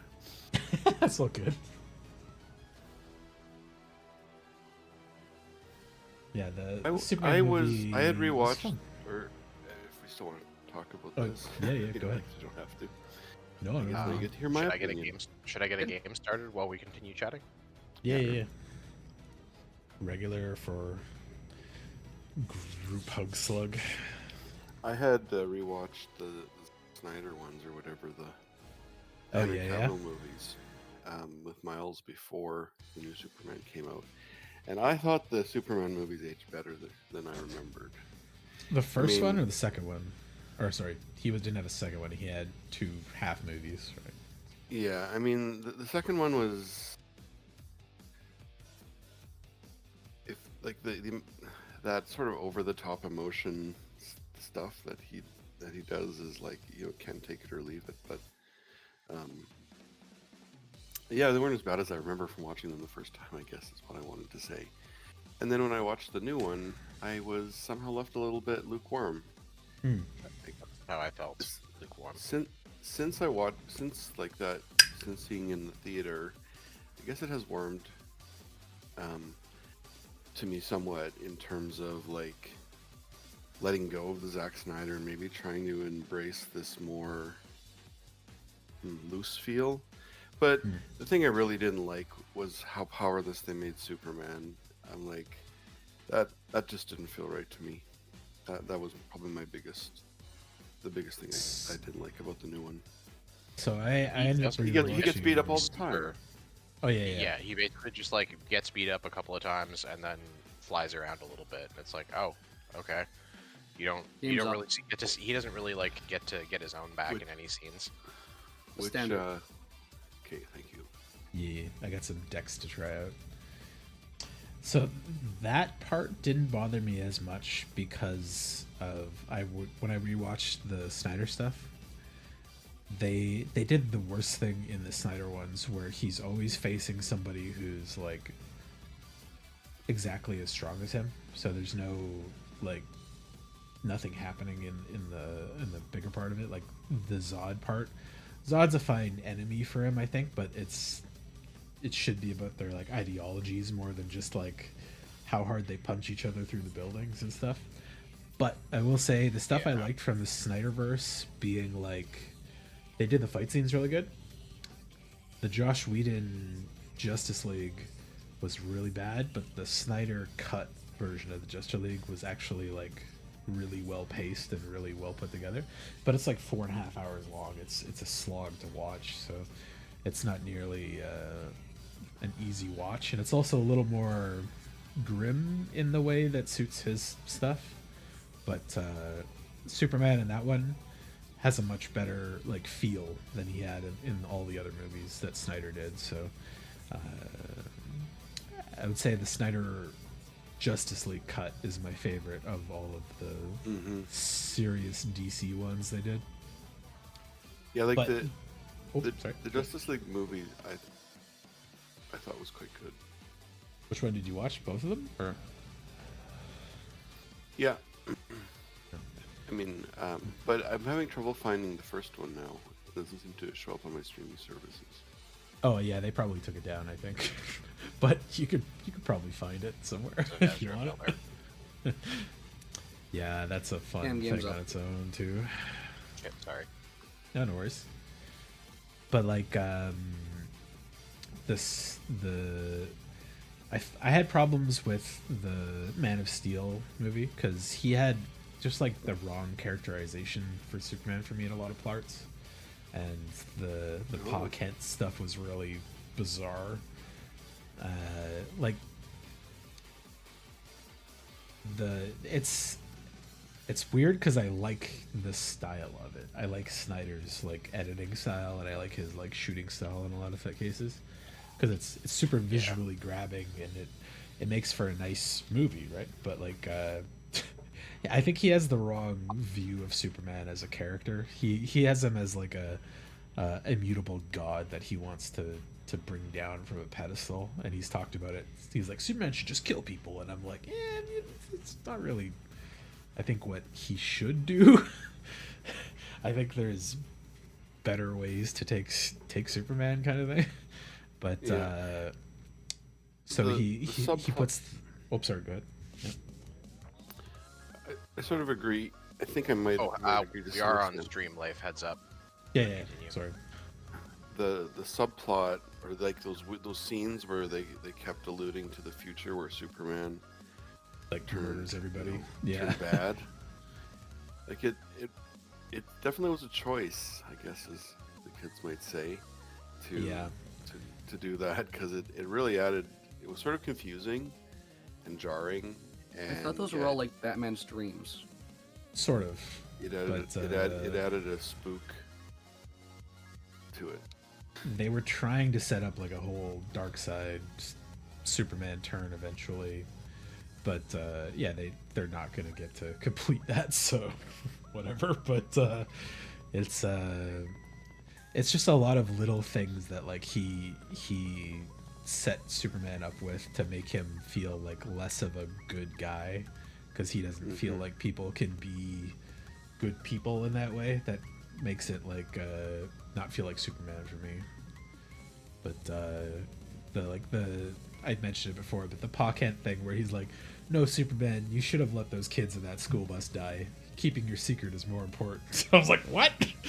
Or like, where he's like, no, don't save me from this tornado that you could save me from in like 2 seconds and go back, and nobody would even notice. No or one would care. even notice. Yeah. Yeah, it's just like, I need to die for this to matter. And I was like, whoa. I was like, he taught Superman all the wrong lessons. As like a father taking care of him. I was like, Jesus. And like the first thing Superman does in that movie is literally just like steal some clothes and take a petty revenge thing of fucking up some trucker's like livelihood. I was like, it's not really a Superman vibe for me. It's like kind of scary actually. Like, it's like, oh, you slighted this guy at a bar by accident, or like just said something off color he didn't like, and he blows your truck up. I was like, oh, okay. That's not exactly Clark Kent. That's more Yeah. more Logan. Yes. And like he kind of maintains that throughout. Like I almost felt that Batman was correct, that like Superman is an enemy and he probably should get taken care of by the end of that. Like he destroyed that city in that fight when he could have done the whole time of just taking Zod somewhere else, or like snapping his neck like he did in the end anyways. But like the neck snap thing too is just something I was like, did he really have to do that? Superman's trapped by plot. Yeah. Yes. Like 100%. rules Yes. on that. So And that's always kind of the problem with him, is that he's only as good as the writers, right? So, or whoever's writing him at the time. But I feel like he should always be that beacon of good for whatever like team and universe he's in. And if it requires him to be, say, beat up a little bit because he doesn't want to kill a monster or a person he's fighting, is like, I think, fine. But him struggling to contain Zod and then choosing to snap his neck instead of just flying up with him or something is like, all right, I guess. It's fine. Especially when, Say- like, the writers have already solved this fucking problem for you. It's called the Phantom Zone. It's not that Yeah. fucking difficult. Like, you don't need It- to have him snap his fucking neck like a cheap villain on a Saturday cartoon. Like, It was no. the whole thing with Zod, right? Like, he's like, I can't defeat you, and I don't want to kill you, so I'm going to Really? put you somewhere to... Who Nice. fucking carried this? Not me. Yeah, that's funny. Mental misstep. The first Oh. spell. Okay, I'm glad I missed to tap for mana. Yeah. I was That's so funny. excited I was going to be the first person with a creature on the board. I was so proud of it. Playing creatures was the world. That's funny. Can, But yeah, like can I the just say Batman versus Superman was amazing. oh, it's so funny. Yeah, I don't know if I'd call it good, but it's so funny to me. It was my favorite movie. That movie is a hoot if you're not taking it seriously. That is Martha. why'd you say that name? That's so funny. If I do that, I won't have mana yet. So let's. No, can't do that one yet either. Okay. That isn't their names. Huh? No, those are different people. do The you mean, Rhino and Warthog. Yeah. Oh, no, Bebop and Rocksteady. Yeah. yeah. This is Toka and So Do they Razor. have their own Toka and Razor. They have their own cards. They have like yeah. 7 cards. They have Yeah. 2 Whenever cards a where they're player together. casts a spell, the amount of Yeah. mana spent to cast it was less than its mana value. So I'd have taken 3 off of that mental misstep. Yes, Yes. if you paid with the life, yeah. You would have took 5 if you paid. With the Oh yeah, mana, because or it's paid life. the life too. Yeah. Yeah. Don't worry, I'll make everybody's spell cost cheaper, and give everybody lots of mana and stuff too. So no worries there. But yeah, that movie, like, I enjoyed it visually. I liked the designs of Zod and them, and I liked Michael Caine played Zod, right? He's a fucking maniac. He's a great screamy psychotic villain guy. Oh yeah, and, he was like, great at Zod. He was a scary Zod. yeah, he was like, I will kill you, just like gibbering mania on his voice at all times. Like, Yeah. he was a great character choice for it, and I really like the guy who plays Superman. He's just a fun actor in all times. But they like killed Jimmy immediately, and they wrote Lois Lane really weird, and a bunch of other like things that just feel wrong with the world of that Superman. But like the fight scenes were fun, but they also shouldn't have been like that kind of a thing happening. It's just there's a weird Pay vibe to attention it. to your upkeep step, everyone. Ooh, Brutal. sacrifice this artifact unless So, you pay one. I missed tap for Ooh. mana last turn. Hmm. So thank you for countering that on not this. Ah. Yeah, I heard you say something about something mana. I was like, wait a minute.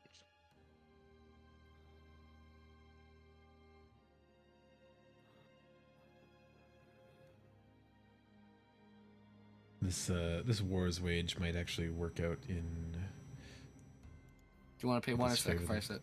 Oh, it's getting sacrificed. I can't use it for anything right now, so.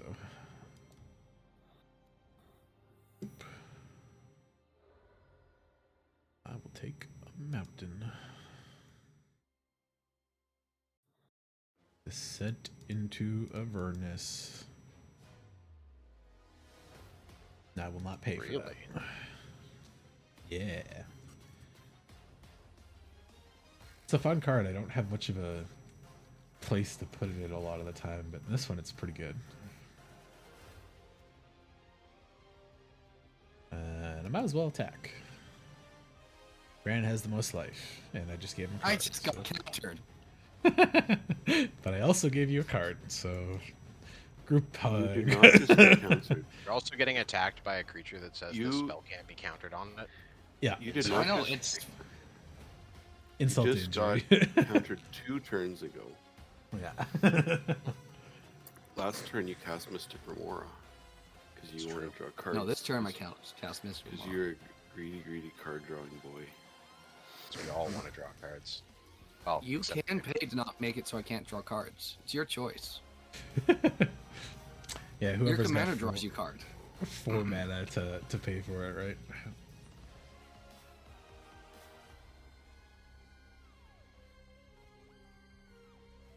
But yeah, that Superman overall is just flawed to me as far as like feeling like Superman because of how he wrote him. The Batman vs Which Superman Superman are we talking about here? the Snyder Snyder's one. the Yeah. Snyder- Like the Batman vs Superman movie didn't help that very much, despite again having cool fight scenes, but incredibly laughable plot and just like bizarre There's no writing plot in that choices overall. Barely. Yeah, Mercy. But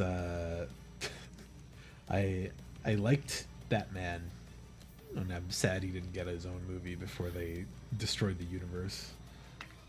I would have been much happier with the Batman versus Superman movie if they had, like, I think the inclusion of Hawkeye, or not Hawkeye, Green Arrow in that plot line in like the original comic where they did it, makes it a lot more like hard hitting. Superman is a danger now because he takes off Green Arrow's arm when Green Arrow refuses to like become a government stooge. Basically, it's like And how's the that? whole they didn't get to do the whole Batman movie where he's literally like putting the suit on again after 20 years and he's kind of old and like not putting up with that kind of shit any longer, so he's like, I refuse to be a government watchdog even to you, Clark. And like does the stuff that kind of sets up the reason for them fighting. Instead it's just, I don't like him, he killed people, I'm gonna he's a stab bad him. guy.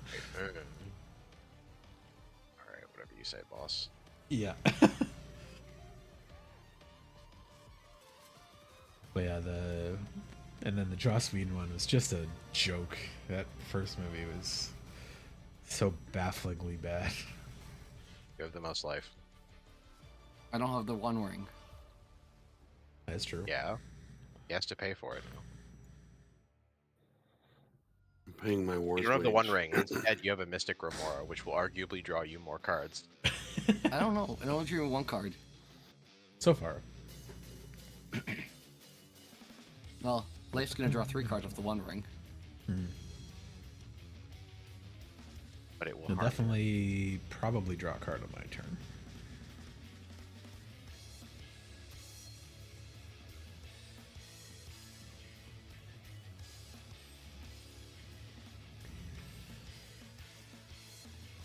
Well, we each get a treasure token and lose a life.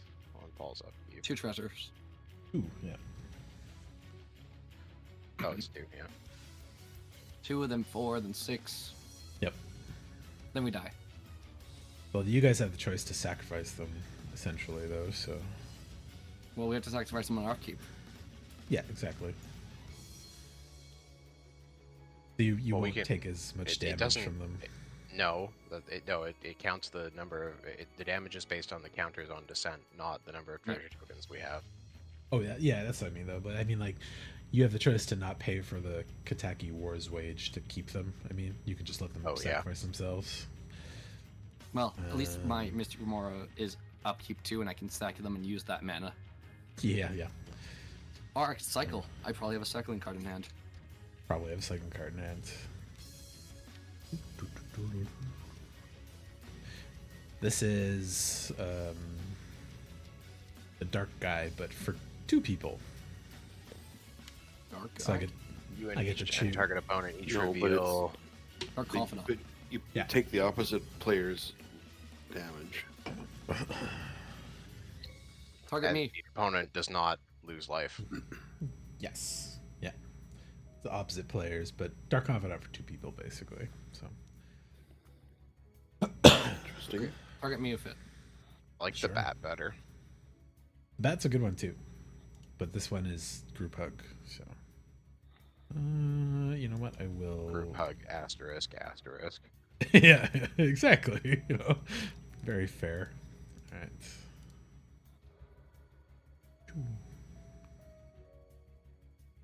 Do you get to draw another card? Would you like to pay 4? No, I Life, can't. can you counter this, please? I figured he would. No. No? Ah, nice. Everybody's playing some share the draw effects. I like it. Are you gonna draw a counter spell here? Or am I gonna draw a I counter have spell? no idea. I don't know what I'm going to draw yet. I don't have telepathy. I did not draw a counter spell. Brandon's 1/10 of his deck being Telepathy counter is your spells. opponent's hands, not your top deck. Somewhere in there, surely. Oh, yeah. Well, why is Helmet Host isn't problematic, is it? Not really. Well, he's going to Make copy an his commander additional multiple times. token, Razor, I could copy King and Lewis then the he's rest times too. losing life. He's going to make Yeah, your spells spells. cheaper. Yeah, exactly. I'm helping. No, he Then you'll won't do take that. be 6, taking 6, 9, 12 every time you cast a spell. Do you think he'll do that? Yeah, I think they'll yeah, do that. I'll make everybody's spells cost cheaper. The and- flavor text is right there. It says, "Master, say have fun." Yeah, exactly. Have fun.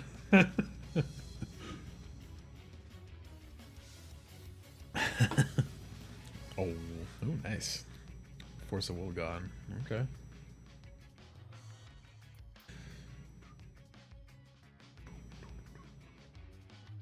Ooh, we're taking 3 extra life for that too.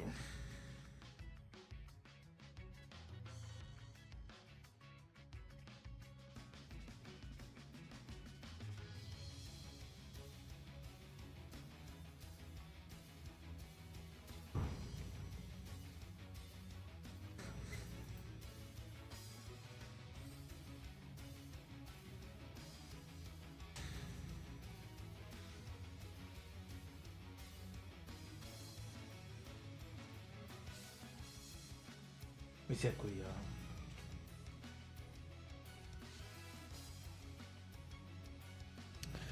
I guess I'll bot Brandon again. Pshaw. You have Menace. Oh, you're right. I forgot about the menace. I could have swung at either of those. Sorry. Next turn. Fuck you. You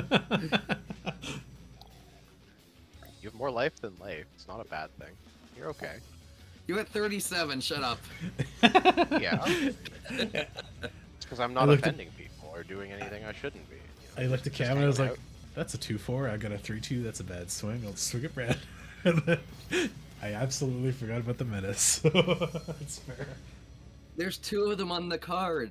I need 2 creatures to block it. Next turn. Next turn. It's I thought that was fine. just because of what they look like. Very big. That's true. Oh, I just meant, well, I've seen that movie. Menacing. Those aren't great. Yeah, they are very Aesthetics. menacing too.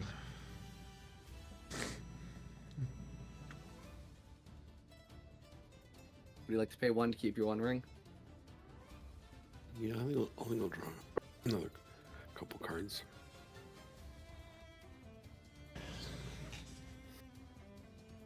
It's good to hit your land drops, you know?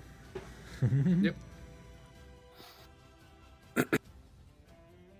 You could draw it again and tap Minamo to get even more draw if you want. Phenomenal. Minamo. My name. Well, I have 5 cards right now, so that's not bad. But you could have like 7, right? He doesn't believe in full hand sizes. I know. You've got 7 cards in hand. That's a bad thing. So then if he has to draw a card, he's got to discard.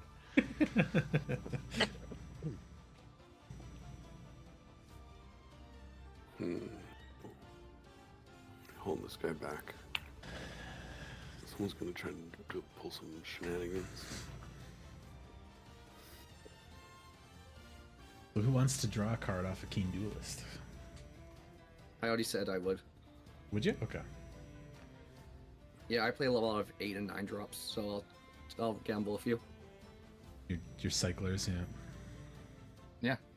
You gotta pay to keep the treasure tokens. No, I'm gonna use our cam.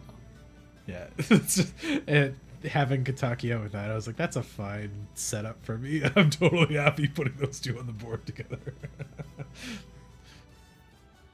Basically means that helps. I only get to use them, so unless people want to pay to keep the artifacts around. Charge counters. Yeah.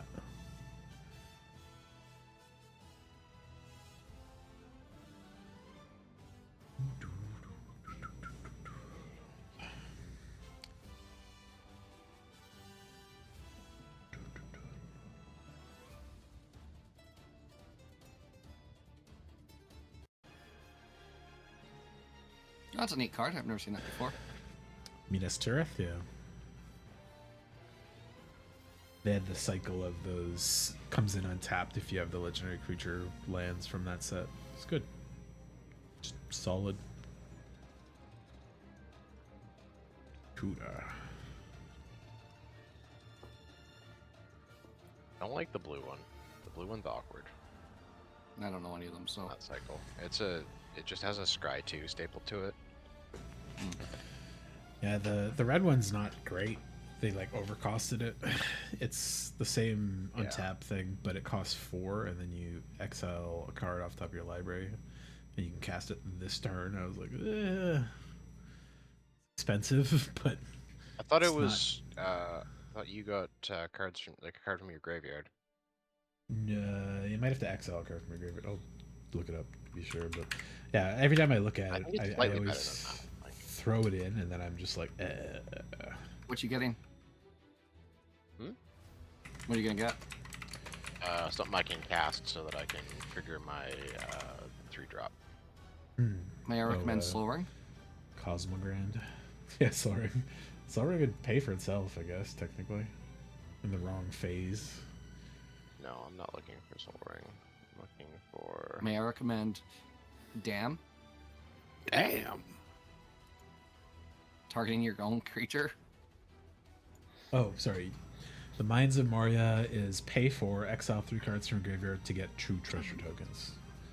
Which is Not terrible. fine, but not Pay good. 4? Yeah, pay 4. The green one is pay 2, tap an untap creature, make a food. Blue is pay 2, scry What's 2. the name of the blue land? Rivendell. Rivendell. Okay, right. And the Bradder I is remember one that of TV show. the better one, I think. Yeah, for XX black, tap a max X orcs only if a creature died this turn, which is just fine. It's the least like offensive out of all of them, I think. Wait, was the XL one, the XL from graveyard one, your graveyard or just XL 4 cards from a graveyard? Your graveyard. Oh. Yeah, it's a kind of a pain in the ass, but like a fine enough effect. But like most of the time, if you're playing red, it's like you want stuff for Underworld Breach and things like that, right? So, and paying for 2 extra mana is debatable at most times, but it's fine. See what you've caused there, Paul. Oh, Sarah's Ascendant? Yeah. Well, I could Keen Duelist him. Make him lose some life that way.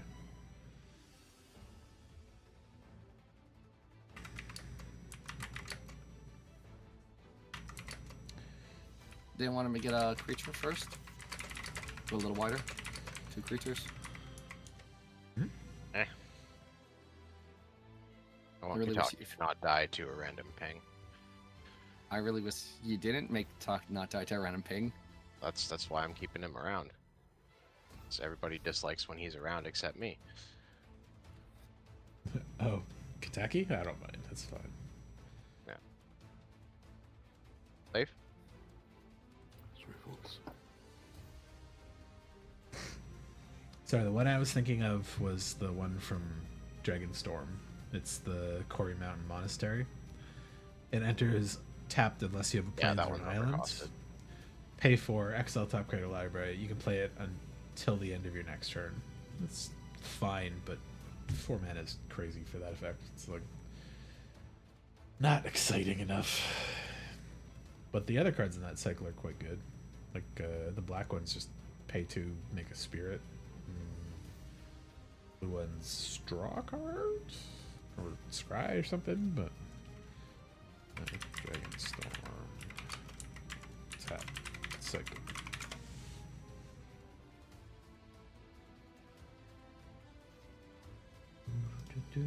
Shit. Oof, what the? Yeah.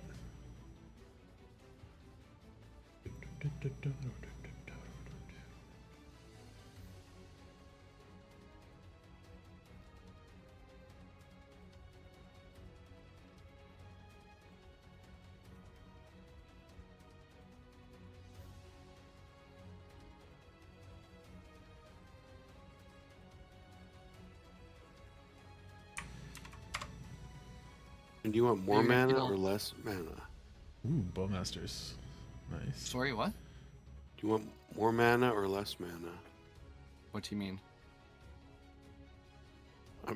I said out of those two states of being, which do you prefer? I'd like to have more mana than less mana, I assume. Okay, I'd like, if possible, if you could kill Kataki. I will kill Kataki. Thank you. Oh, that was your Bowmaster. Ah, I see.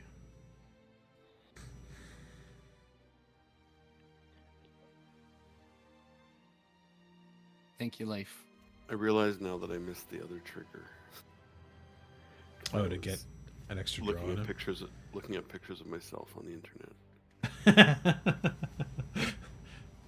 That's funny.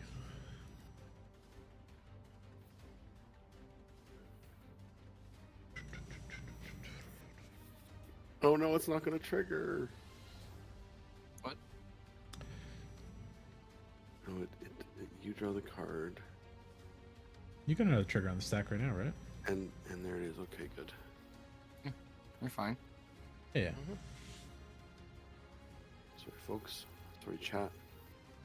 I'm so curious what you mean by less mana. If you're gonna kill the duelist or something? No, if I was going to kill the Kataki's War Wage, then you wouldn't have to sacrifice your treasure tokens. Mm. No.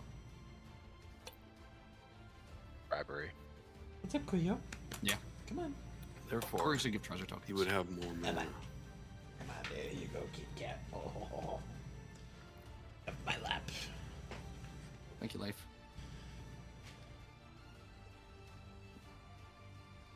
Now, do I want to keep Mr. Grimora? You got treasures, right? Yes, I have 2. I'll have even more on my turn, so. Yeah.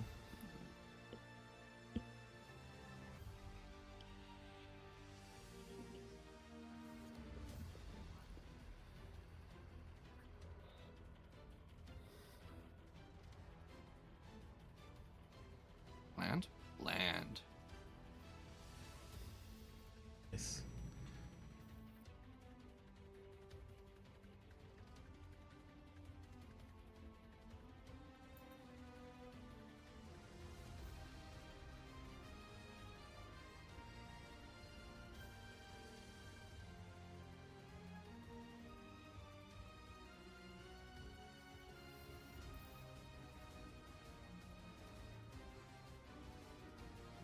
I have to play 2 cards, so it's gonna look worse than it is. 6:30.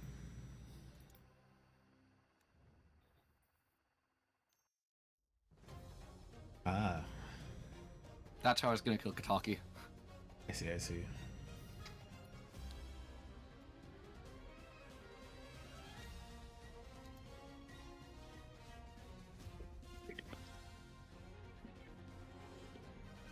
Ruthless Sniper. That's one of the ones we don't like to see. I like Why? that card a lot. It's a fun one. Okay, so Brandon will get the first Keen Duelist.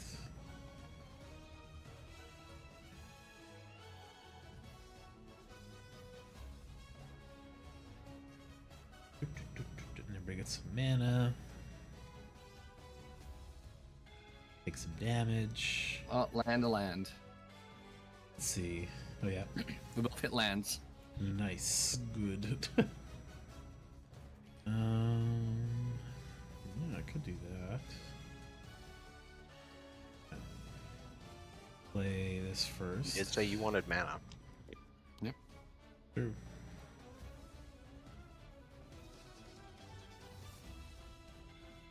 Another mountain.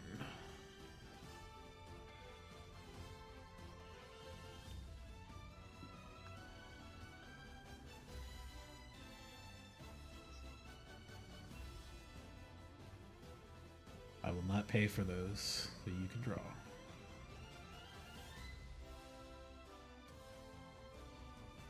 A lot of mana to pay for.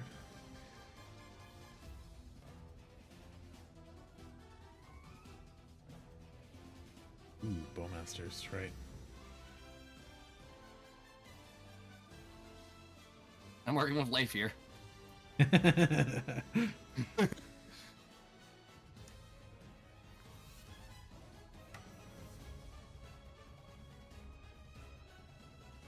Are you gonna pay one for the Rusty Study then? I am not. Duelist dies. Oh, he's starting Duelist? Why? Aw. You know, I'm not part of the fun game, so you screw you two. Hey, I can choose two, man. Review here. I asked if you wanted a card, you said no. Okay, fine, I would pay for this one then. Everybody, I said I'll take the first one. I will pay to prevent the Mystic one then. Stop it from dying. Who do you think he was targeting? I don't know, anything else. There's a 6/8 that's terrifying flying around there. Well, what are you gonna do when Midgar resolves, Paul? Draw some cards. But I stop it from happening one turn earlier. But I also offered if you wanted to draw a card and you said no, so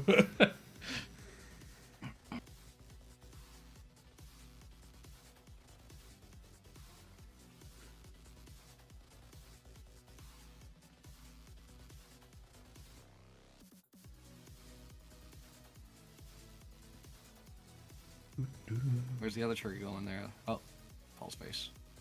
oh, interesting. Over his face. Interesting.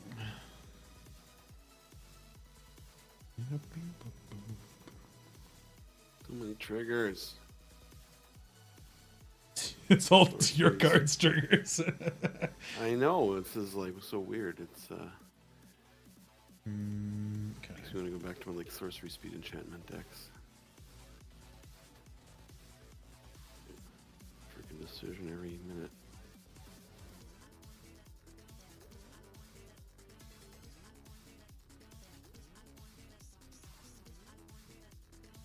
You can draw a card this time.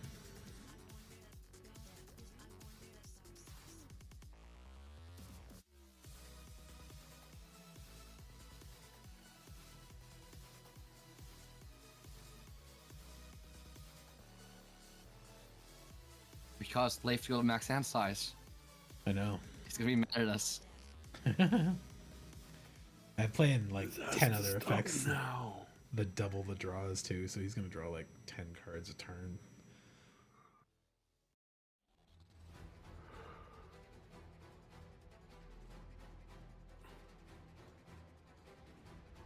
That's rude. Yeah. I'm counting on Brandon to go after Cameron's creatures after my. How am I Memphis going one. after Cameron's creatures? When you use your ruthless sniper. Okay. It'd be easier for him to kill the Sarazen if you pinged Cam twice, though. That would be very true. Good point. Good point. Is it above 30 or 30 or above? 30 or more. Yeah.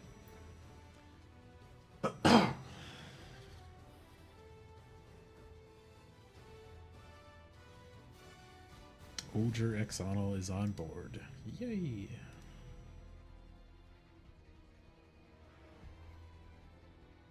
I'm not swinging nowhere now.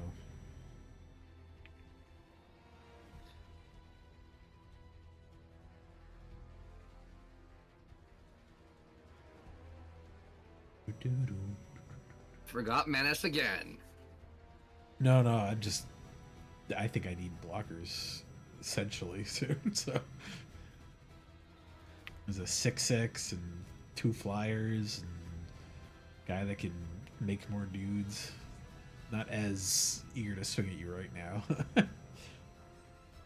Oh, you're eating it last time. Yeah, but there was only one creature on board at that time, so it was fine.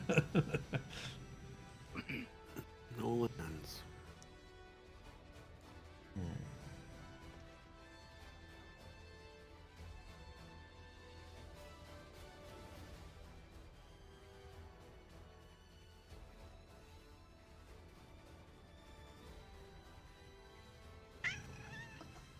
What's your Kuyo? What's your morale on that? More chin scratches?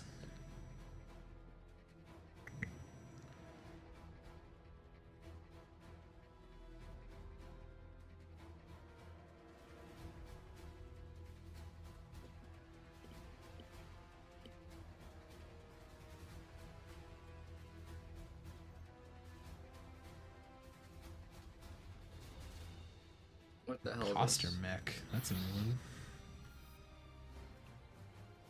Copy of a creature an opponent controls, except it's a vehicle with crew 3. Huh. Oh, neat. Pretty good clone.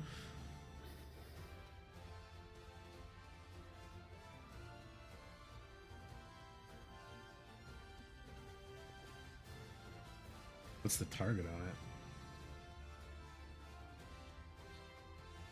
Is it decided yet? Hasn't entered the I've just- battlefield yet. I see. Yes, I've decided. We just can't see it yet till it hits the battlefield, I think.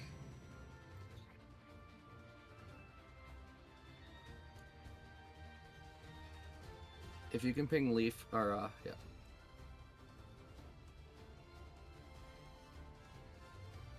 Yes, I've admitted the error of my ways. Life?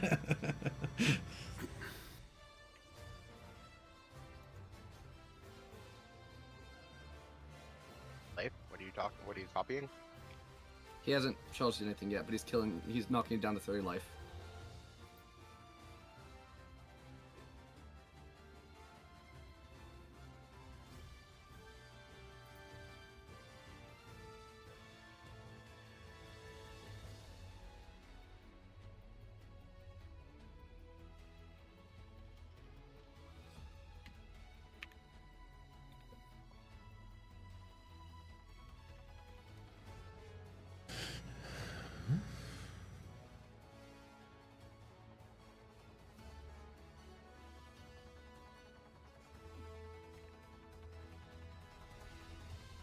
Let's see what he's targeting. Yeah. Ruthless Sniper. Huh. Bowmaster. Or not Bowmaster, sorry, Sniper. Why you let himself go above maximum hand size, guys? You could Why discard did you think Vader, I was? yeah. I think I'm crazy. Yes. Yes.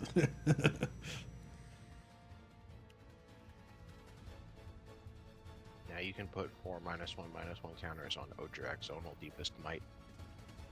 You could do that if you wanted.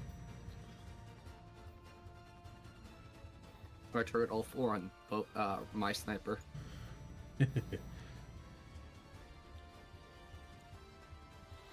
I really thought he was gonna pick Pulse or yeah, Pulse Commander. Okay. Yeah.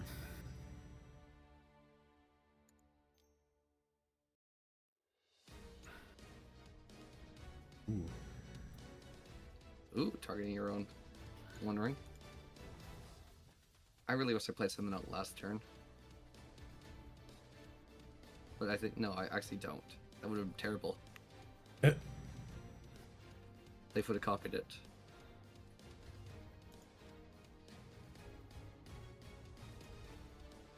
Is it a Shieldred? Shut up, Paul. That would have been very bad, yes. Two of those on the battlefield, it's like one cycle from our hands and we're just dead. It's like, oh, okay.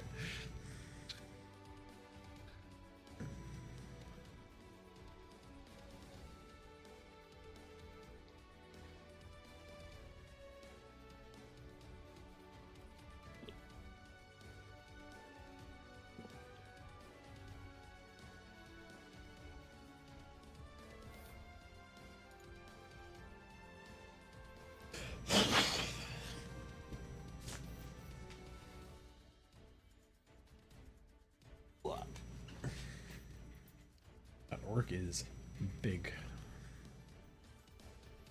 But now when you discard your hand size, you can pay 1 to kill the Sarah Ascendant. Oh, you can kill Sarah Ascendant right now, actually. Correct. I'll use those counters on a Oger. And then I'll immediately get it back on my turn. Okay, now let Ogre Spore Master do his job. Yeah.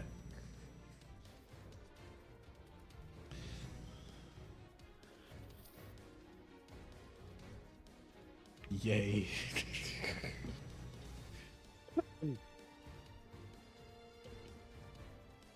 Bowmaster's such a strong presence on the field.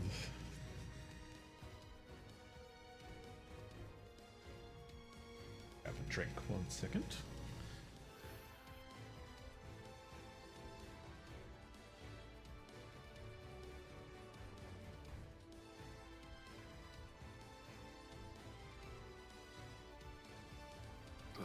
Oh, it's not an instant.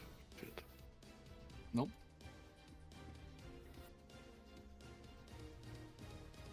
I get around your counter magic. Sorcery speed, counter magic. No, he's trying to counter my triggers. Farming your fucking Mystic Remora for removal on my board, and I don't fucking like it. Sorry. I don't know what you're talking about, Cameron. I wasn't doing shit. Paul's over there with an Oger doing damage to us all, every turn, and Brandon's playing No. Ruthless Sniper, and y'all gotta fucking jump on me because I have a 6/6. Oh no. The only thing I've used Ruthless Sniper for was to kill a Bowmaster. Yeah, You the can't be sniper mad at that. did some work. Oger also won't trigger because more the meant damage his is going to copy be. of it than yours, I'll be honest, because he's gonna be discarding a shitload of cards, and there goes my 5/5. Yeah. He has to pay 1 mana each time. So. The And he might get rid of all stuff. The Oger I also think he won't said he's getting rid of all trigger stuff. because Descent is already going to be more damage than it. So I don't like black-white. You have no way to protect your shit. Oh, come on. Shitty. which one do you copy for? Oh, well. Oh, to bounce everything. I was didn't tap. I forgot to tap it for mana. That's all. Oh, the land you sacked? I see. Do you want to copy it? I don't know. What about my Mystic Remora? I don't think there's anything on the board I really care to bounce right now over Maybe a the land. 10/10 Orc Army token? That's a good Yeah, that's- point, actually. Yeah. Okay. Yeah. I'll bounce a mountain for that. It's not Get rid bounce of and that. sack. No. Yeah, I know. But to bounce the orc army. The sack to bounce, Yeah. as opposed to bouncing your sack, which sounds unpleasant. You want to bounce my Mystic Remora, please? So you can reset. Oh, yeah.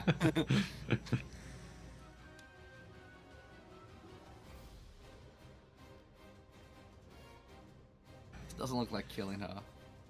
Yeah, the Wondering instead. Deepest Might.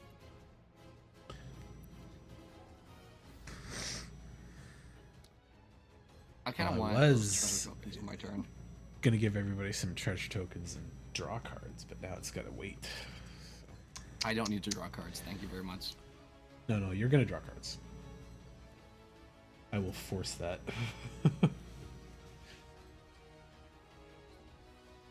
But Trust me, I can draw enough cards on my turn. No, no, no, no, no, no. Everybody needs to draw more of these.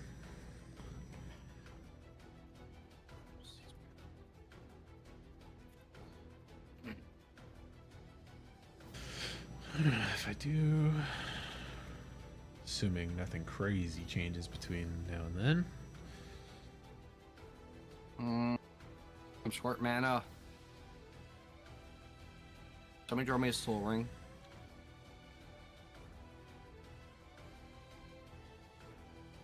Power Mana Crypt. Clean up. So we just have to discard with no benefit because I don't have any mana. Sadness. Sadness. I don't know what I want to do with that one, so get rid of it. That one. So this is the discard step, Leif. You don't get here very often. Oh, Maddie was that he's not getting any value out of it too. You need a Gitrog monster.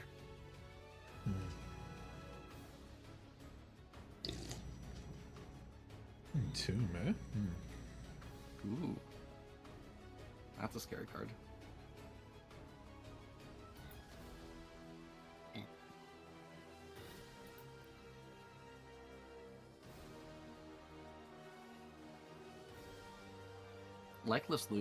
Likeness looter is kind of cool. Yeah, I like that card. Yeah, yeah. Just not very good in a game when you have 3 mana. Yeah. You should have Four. It's only turn sac- 5. sacrificed all those lands then. You should have kept some. Well, we sacrificed 1, and I didn't want to die from Oger the next turn, so... Wow, Oger didn't kill nothing. People, I know. Did those... Oh, you didn't pay for them. I see. You just targeted him. I saw all the targets go in the stack, but no pay, so he... I was like, I as do a feel a 1-1, bit he sheepish. is poor useful. I admit I do feel a bit sheepish about Luris. about Averna because as well then you lost my orc, which was sort of my defensive wall against any Yeah. Big stuff. shenanigans. So it's obviously a suboptimal decision. Oh, it's all good.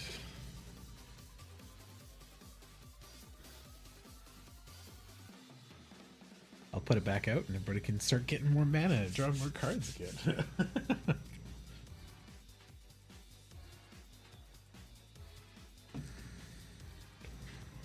I sure miss my Orcish Bowmasters.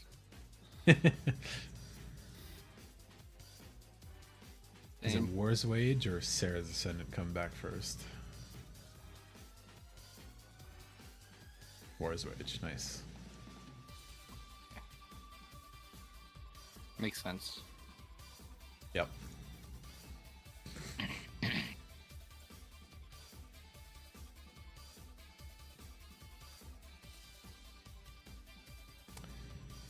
Games with blockers.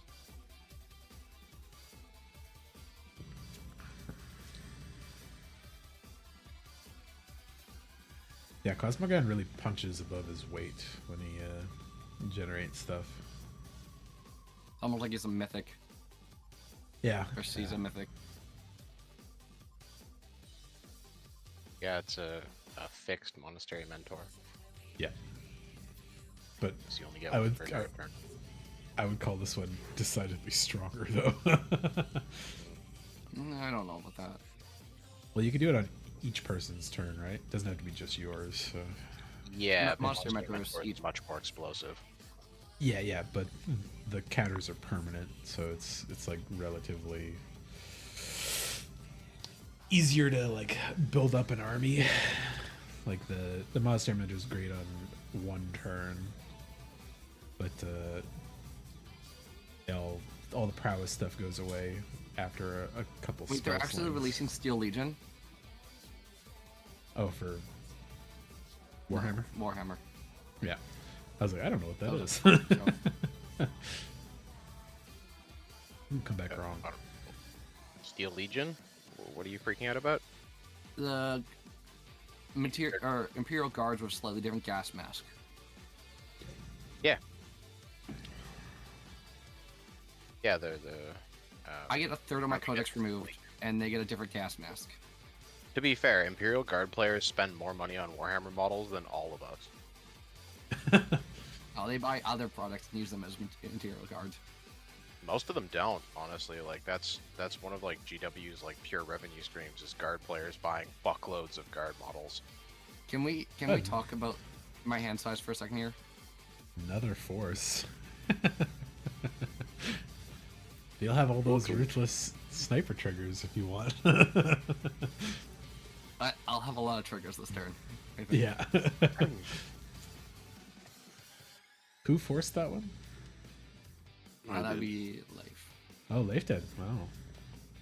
Burned You don't both want the me to force have, delegation. Have a fairy life? You have a One Ring. You probably You'd only have have one the wing too somewhere. Only have the fairy for one turn too, because it sacks at the I end don't- of the end I step. don't like the fact that you're destroying my Fairy Master. If you were just copying the Fairy Master, fine. That wouldn't be so bad. Well, I didn't have a way to do one and not the other, so you know. Yeah. It was do this or do something that didn't impact the board in any way. So I know you're using your angry voice, but it's reasonable for me to not just let you kill a creature.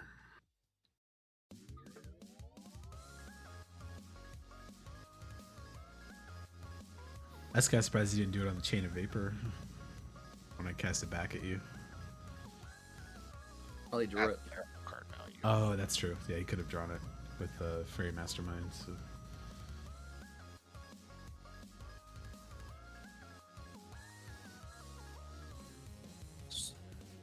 As Paul, oh, Brandon's out of mana.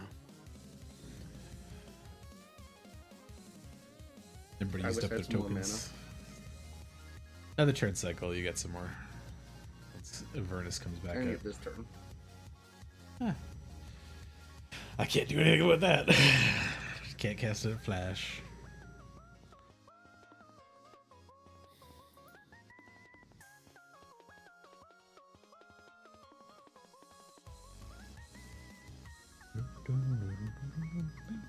Oh, I missed it tomorrow.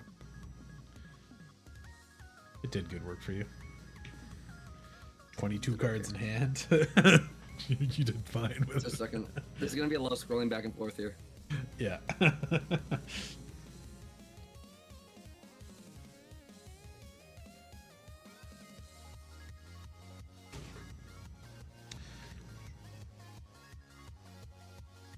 Ooh, Mana Vault.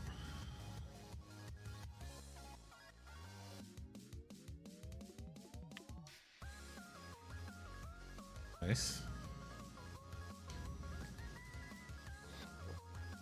See, that's what the Force of Negation could have gone on. Shut up. Shut up.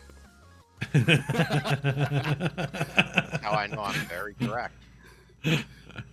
I'm shocked that isn't like one of the global effect type ones where it's just like all cycling abilities are reduced for the kind of cost it is. 2 to reduce everything by 2 is kind of crazy. It's from Urza's block. It's busted Yeah. by nature. Yeah. Everything in that set is either absolutely fucking cracked or it exists. Yeah. I really wish I had my commander out right now. I was say if you want to draw cards or get Really things wish I that had need Odra to survive at least. Put him to a 1/1 Sorry? or 2/2. Put him to a 1/1 or I'm 2/2 or something. I'm not putting but- any counters. Oh, you're just targeting him with it. Okay. I have to target. Yeah, that's what I mean.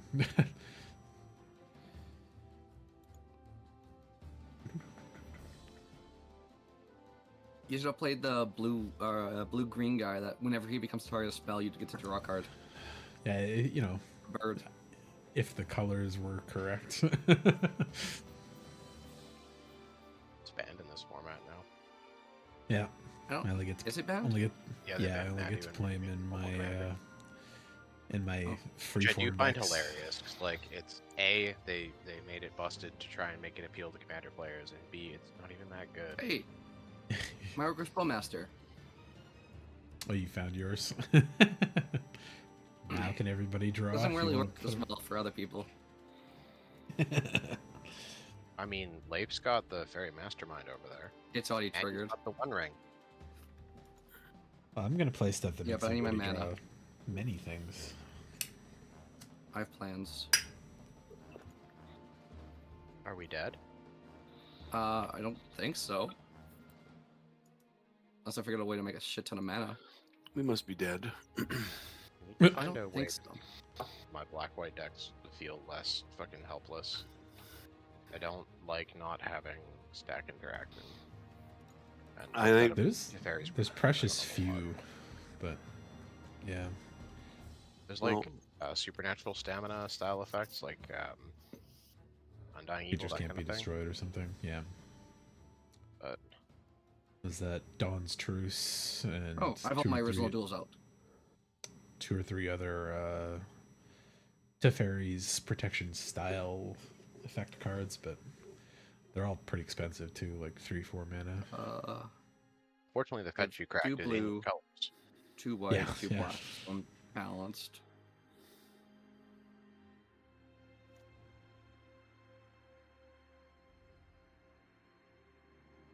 Is your Commander coming out finally? No, I need to save 2 mana, so I'm 2 mana short. I'm hoping to hit us. I'm hoping to hit a. What's it called? A Soul Ring. I figured you'd want the Commander out to get all the value off the draw stuff. I would like a commander out, but I don't have the mana, and I need to do something else this turn.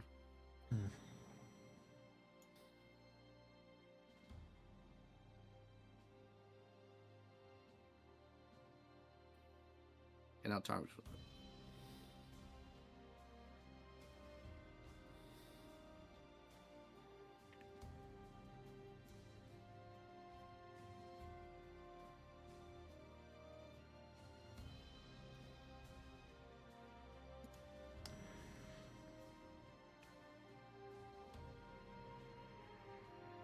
Different target.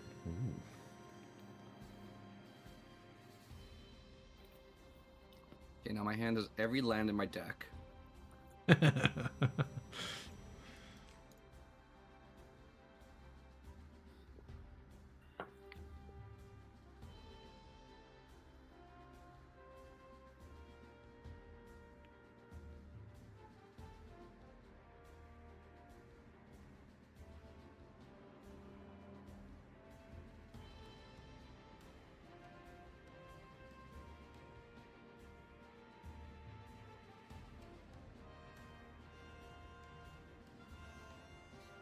Almost hit yes. I was gonna say, Like, like every time you Commander. target something different, and then I'm expecting you to say yes to that one because you target a different thing. I'm like, one of these times he'll hit it.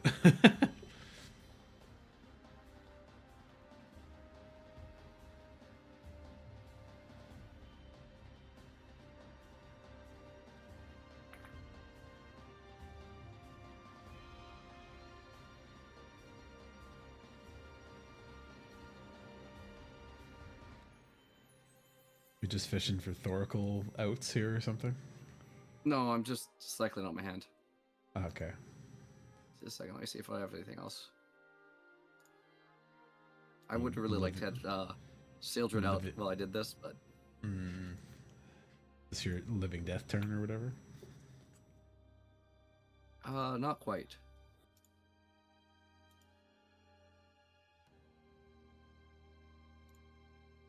I don't think I have anything more. Let's cycle you out. You only cost a mana.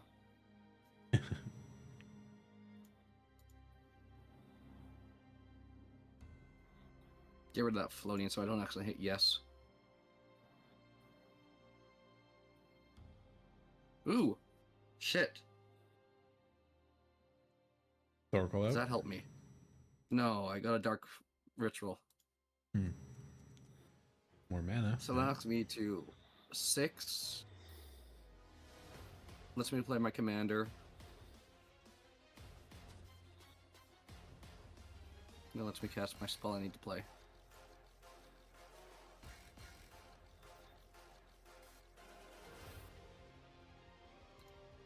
Just make sure not to hit yes any point.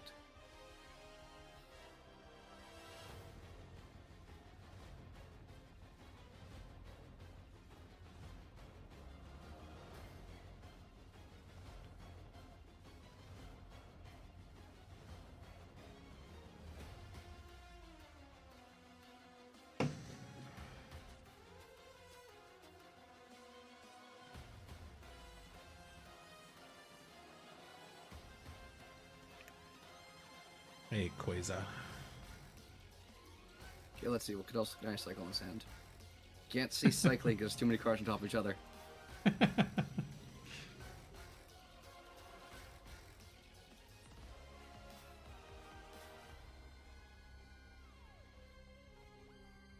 Okay, I think I've cycled all my cards. Let's do it again. Ah, there you go.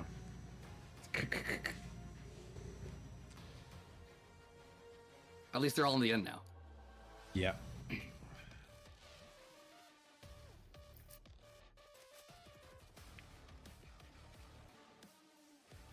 I'm cycling. You really are, buddy. You really are. I don't have enough cards left in the deck to kill all of us, though.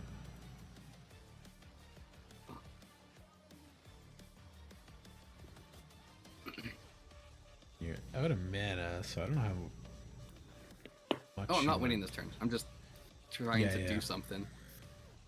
I was just curious if you wanted to like save a handful of the free cyclers for the next cycle or something, or whatever you want. Don't think I can hit anything more with this. Yeah, to maybe like keep them around for the the next time kind of thing. Or to do them at instant speed. Nope, no targets.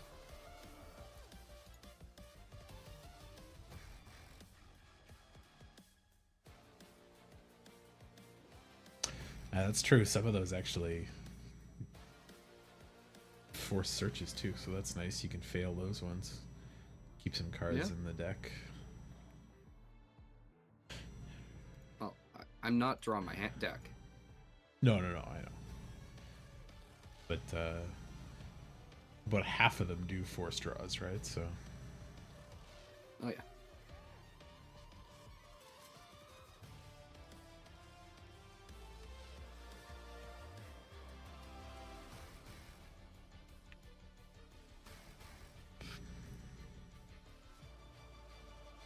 My doggy would have been so big this turn.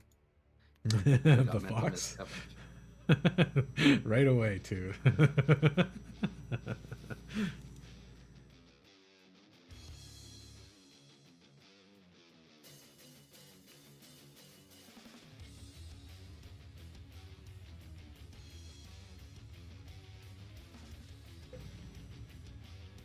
Guess I'm getting a bit of life.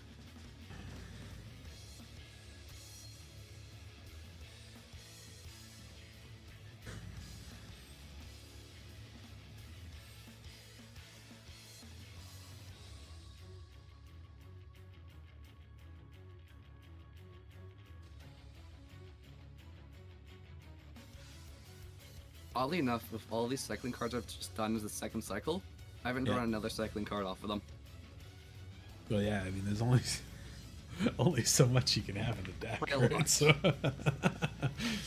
and you've only got what 5 lands in the field and graveyard, so There are a lot in my hand. yeah. There's that critical mass of 25 to 35 lands of a deck.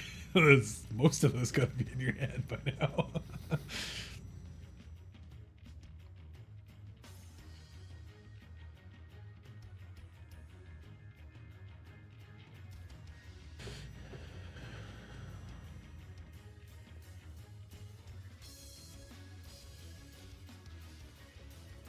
I'm trying to balance life totals out a little bit.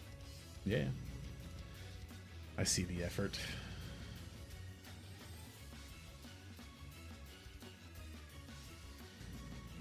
I'm gonna Do be you able to discard run, so many fetch lands. The Aquazot's demon thing in that deck? I don't know what that is. Yeah, I forget the exact name, but let me Google it. What else do I have here? You do cycle. I did draw a cycling card. Bloodletter of Aquazots. That's not good. If opponent lost life during your turn at the end step, you double it. So No, I don't do that. for dealing like 20 to 2 or 3 people, Just instantly killing them after is a pretty good way for it to go, though. Okay. Do I have anything else I can play? No. No, no, no, no, no. No, no, no, no. No, no. So many tap lands. No, no, no. No, no, no, no, no, no. No, no. Okay, I passed my turn. Nice. I spun a bike wheel a lot. Now discard 20 cards. Yep. Literally 20 cards. There's gonna be a lot of the sniper triggers. Yeah, yeah.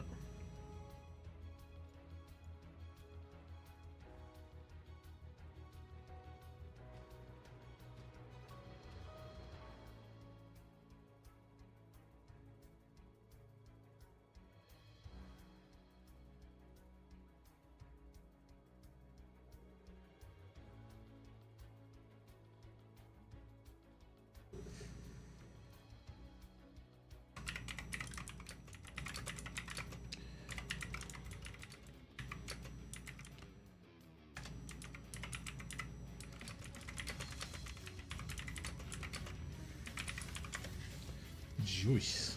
That's a lot. Yeah. 20.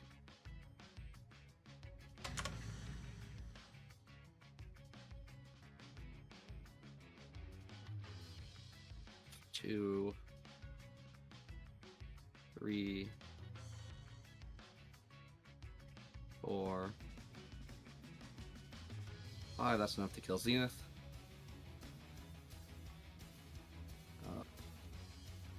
Enough to kill him. 1, 2,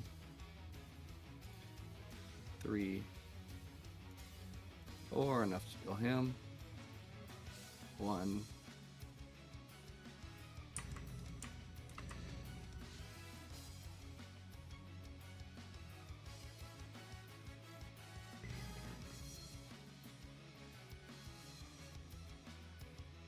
I was one short from killing every other creature besides Sniper on the board. You mean on cycles or mana? Because I don't think you have the mana. Yeah. Did you use the dead or something? No, I target every creature enough to kill it. You can't pay the mana for any of it. So it's all I don't have theoretical. any mana. But I had enough triggers. Yeah.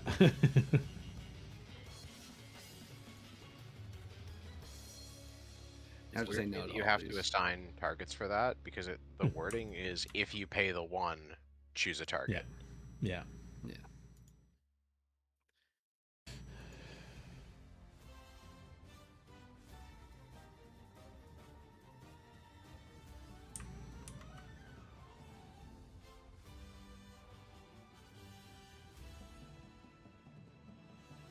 Somebody wants to wheel, that'd be great.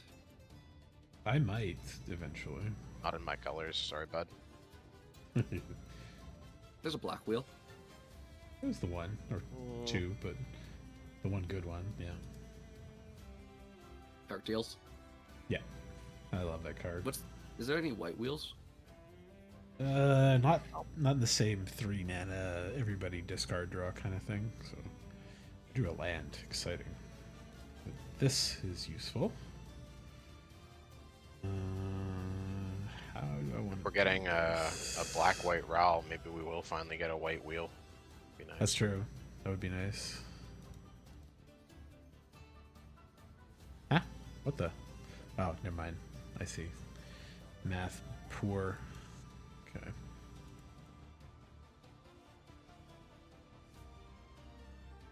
Yeah, you can draw.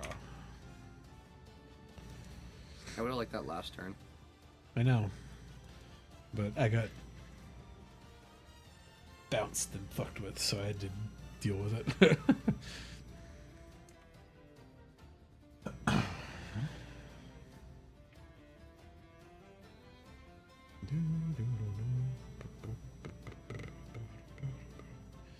That would be 3, 2. I don't have enough for both of them.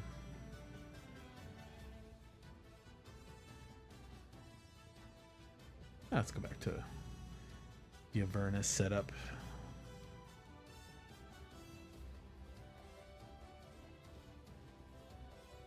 You know what? I will pay for one. The next one's gonna target Cam. I gotta deal 3 to myself anyways, so now 4 can target Cam.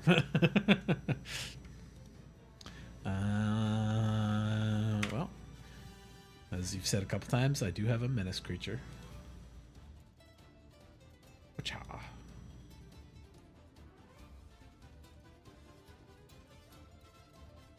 Oh wait, are you? We're sniper. Is he one-winged right now? What? Is he one-ringed right now? Yes, I am. Oh, damn it. Okay, never mind. Yeah, he has throws. Whoops. It's just been a while since the last cycle went through, so I forgot. What's that supposed to mean? It's 3 damage for nothing. I removed What do you a mean blocker by from my... last cycle? Huh? Yeah, since the last 40 cycle cards went through.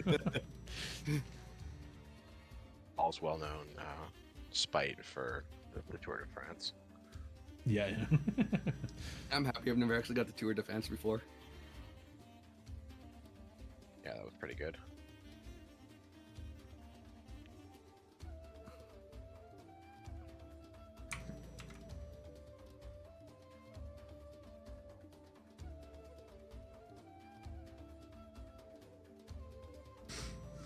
What are you targeting with sniper? Oh, it is an artifact. I thought it was a Yeah. sniper target because I saw pay 1. Nothing. No, it's going to. Hang. It's going Okay. back into the graveyard. Not worth Going to paying the for right yard. now. Letting it go. Okay.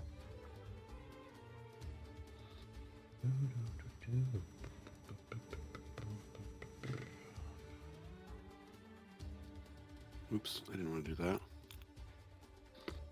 Oh, draw 2 It cards. makes me very sad. Oh, I wanted. I'm hoping they at least help you.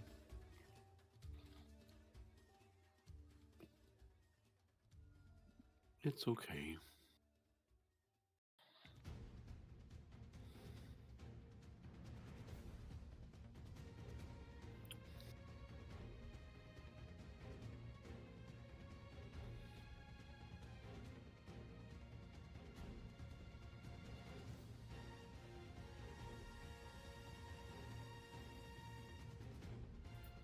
Boom, boom.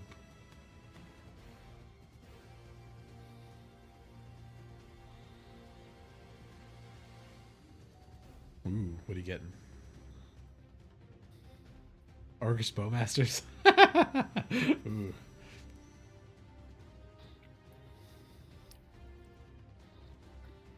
Quick, Brandon, cycle a bunch more cards. You wouldn't really get Arcus Bowmaster back, would you?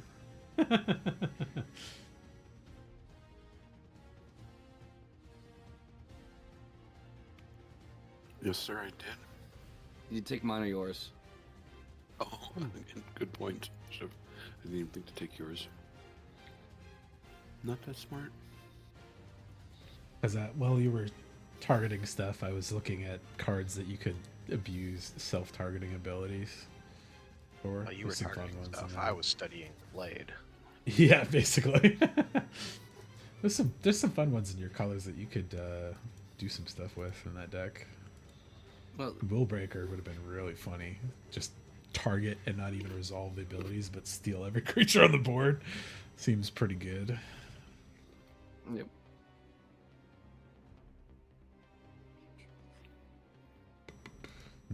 Dismiss Dreams is always fun, even though it's very expensive. I'm bringing this Shay Cormac. Seems like a solid one for that deck too. That's a fun one. Brew. Yeah. You didn't want to kill War Raids again? Nope. Guess depends on how many things you cycle, right? If you cycle 5 things, I you haven't could even do- targeted life. You could do both of those. I'm targeted you either. We're all very fair and balanced here. I like Shakor Mech alone just for the permanence your opponents control lose everything protective. Yeah, So, that's very useful. Very valuable keyword removal. I'm gonna run to the bathroom though. I'll be right back. I have nothing to Taking play though. ward So. away is more relevant than it used to be. Yeah, very. Okay, I'll be right back.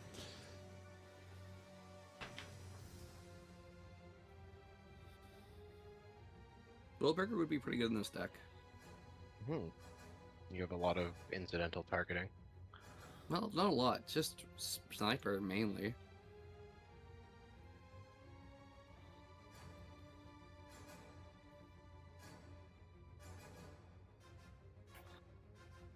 There you go, Scruffster. Do your worst.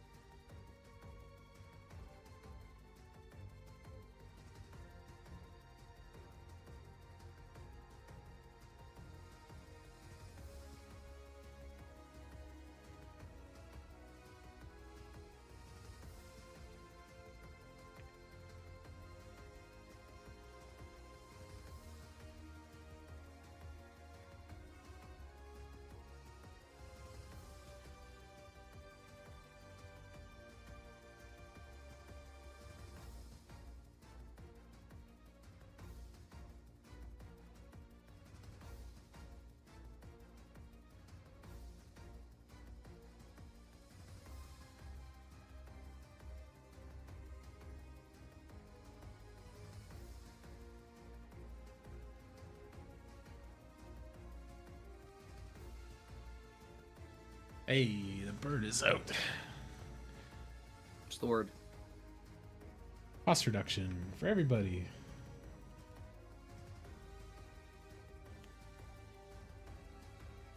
Yay. Ow. I have so many fun spells in here. I really want to get to increasing my draw, but the mana costs. It's so rough.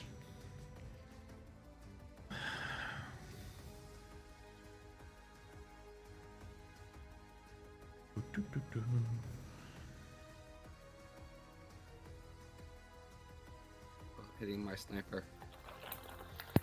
Just got rid of you. A lot of cards in hand, Mega. I'm not convinced. And a fluctuator. I'm not convinced you're not going to try to kill my bowmasters with it. I don't plan to. He doesn't have any mana yet, but he probably will on his turn. You did before. Good chance of that. He will untap. Yeah. Will I untap? Are you sure about that? This is. He's like, oh, we're friends. Oh, that's. You know, and then I killed the last of Cameron's annoying creatures, and he's like, okay, done with life. Dead. Yeah. Yeah, we won't target each other's bowmasters until I get a bowmaster. That's my turn. That was Cam. I know. Okay, we but won't target each other's monsters. Yep. Target something else. Instant He targets kill. you. We all technically probably are playing bowmasters in this round too, right? So I know I definitely am assuming we all somewhere. Yeah.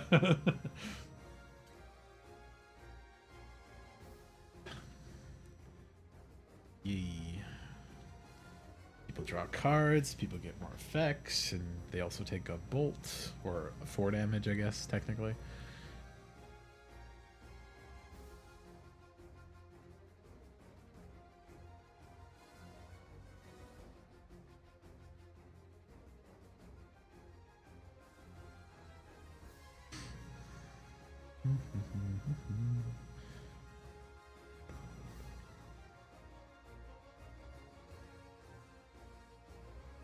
Ooh, Lion Sash. That's a fun one.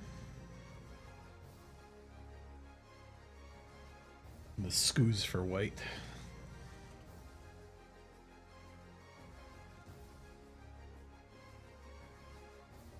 Now, Leif, Yes. are you gonna try to kill my bowmaster or sniper? Yes. Okay. Just checking. Thank you. You're welcome. I want him in my graveyard. Seeking living death and back. Yep. He's gonna.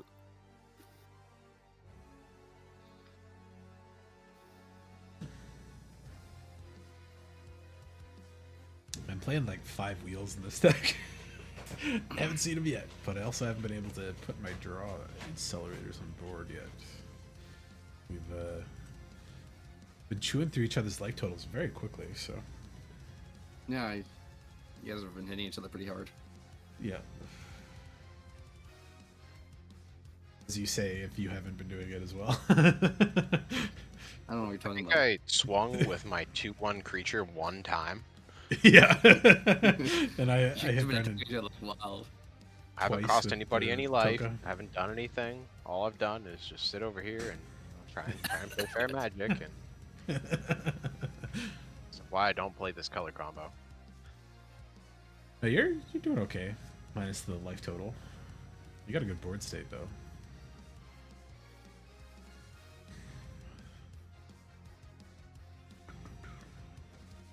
Cam.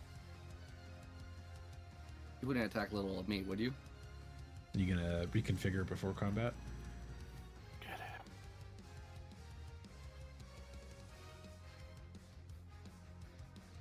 Don't listen to life. Save your mana for exiling cards when Brandon plays Living Death.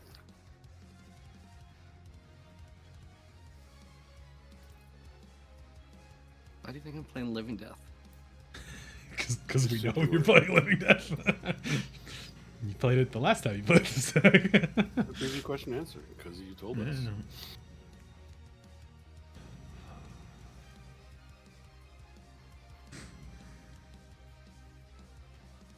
Doesn't sound like something I would do. True, true.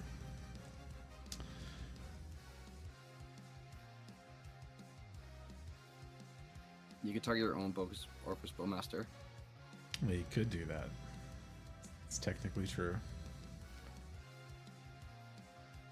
The best kind of I could true. lower Paul's life total just so everybody's matching. Or Brandon's. Oh, don't look at mine. Yeah, yeah. I have a card over my life total, so I don't see it.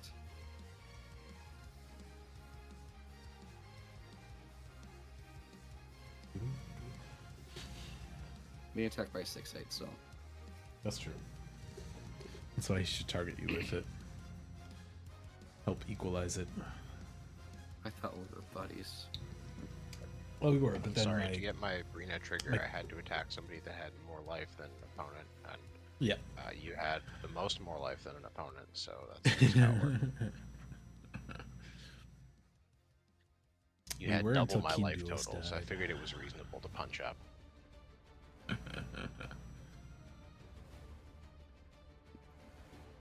See, the issue is, think of this more like a class structure. I want you guys fighting between each other while I profit. Yeah, of course, right? That's how it works. That's why I punched up. Yeah. Revolution. Take down the monarchy. The haves versus the have-nots. I do not have monarchy. Thank you very much. Not yet. You don't. I don't think I play monarchy in this. I would be shocked if you didn't. That's the deck that draws you more cards, right? Yeah, but it doesn't really. Oh.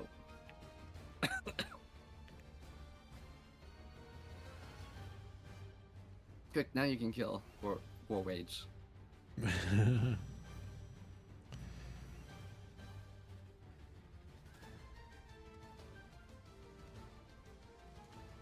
I guess I'll lower Paul's left tilt to match.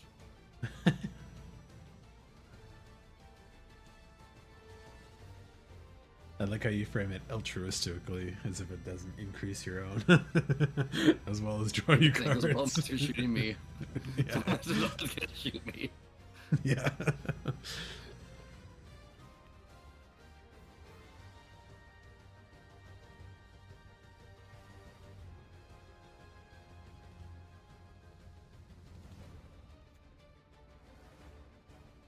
I think I sacrificed Mana Vault to keep Flexiwator. Makes sense. Mana Vault will cost you. What you should do 5 is to untap. pay the mana to untap the mana vault, and then use the mana Then vault to pay for sacrifice it. Fluctuator. Ah, -5 net I put instead the- of I put in minus part-time story. one. Yeah. Shit, I clicked the Mana Vault to pay the 4 first. You should absolutely pay for it after it's destroyed itself. Good, 100%. Good, Yeah. good plays. Since you made an agreement to pay that mana, right? So Yeah. No, I did not. It's binding. Wait up, Kuyo. You're always so active when I stream, despite sleeping immediately before and after streaming. I mean, that's with the cat. If they're not Yeah. sleeping, usually running around. Oh, it's that, like, purely when I'm actually doing something, she's like, it's time to play, and I'm like, come on. Right before this, you were just snoozing for 4 hours. Just took this picture of Iris. Take a look at that that rainbow glow. Ooh. She's looking good. Yeah, she's thriving. How's she with being handled and stuff? Pretty good. It's been a while because it's been cold in the house, but I Right. took her out the other day and she was all over it. So I always find that's the fun time when it's a little cooler than I normally like, so they love to like wrap around your body and stuff.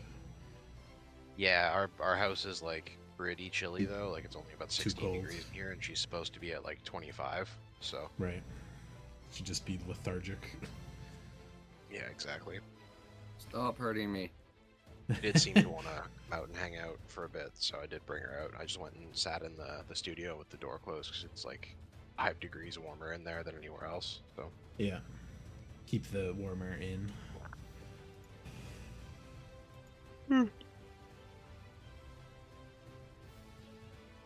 she's It's a big bit now. warm there, She's Paul? eating. Oh, children. Oh boy. I flew through your city on there's Saturday. It seemed cold. Hmm? I am helpless to respond. I asked how the weather was where Paul is. Oh, sorry, I didn't even hear you. It's been pretty cold, good. It's cold as balls like- where we are. Yeah, my parents are like, oh, it's -20, and I'm like, oh, it's like 0. It's been fluctuating like every other day. It's like 15 degrees difference, but on average, it's been 0 more than it hasn't been lately. We get like a day of +5, and then we get a day of -20, and then we get a day of rain, and it melts all the snow we got previously. And then it turns freezes. to ice. Yeah, and then it's just like, all right. I wouldn't mind any of these temperatures if they were like static for a couple days at least, but Don't do it. Ooh. So what's that's the fun. modes here? All creatures lose all abilities until end of turn. Nice. I didn't want another round of Bowmasters versus fucking shenanigans happening, and with children in play. So I was Oreska like, you know what, stuff. we're just gonna try. Good attempt. At least Toka hits him a couple times for 4, so Mm-hmm. hey, now it's much more to even.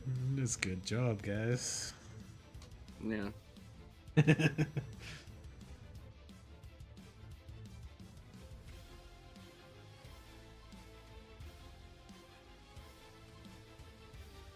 Trying to figure out who's gonna hurt me more, Bowmaster or Toka. Probably Bowmaster. Considering your draw stuff. Oh, hello, person watching. Oh yeah. Fanturix.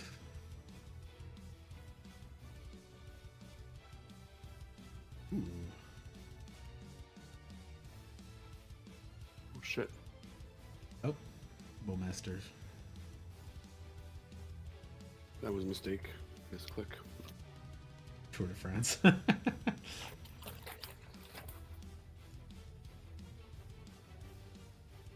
Oops.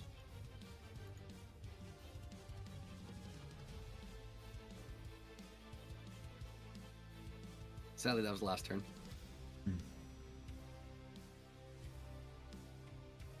Let me draw one fun card. I would love it. There's one particular Which way card are you, I Cam? want. Oh, and he stopped watching. Just popped in to like see two cards get played. Oof, that fairy's gonna be a pain with shouldered out there.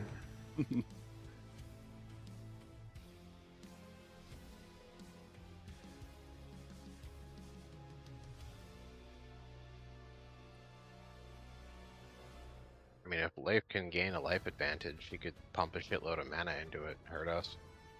That's true. Force some draws across the board.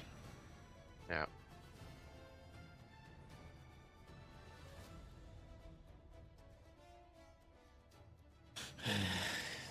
I would have loved to have my Whip of Erebos out.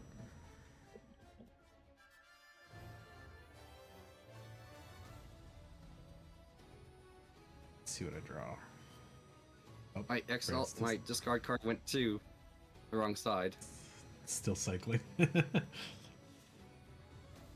didn't go to my graveyard. It went to like what you would draw card for hand. Ah, It went that direction.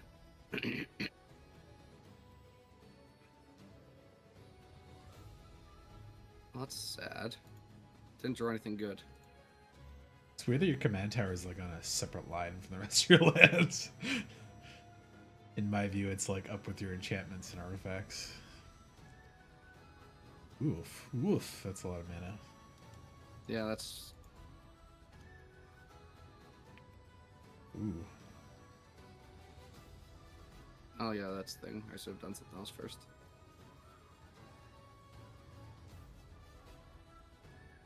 No.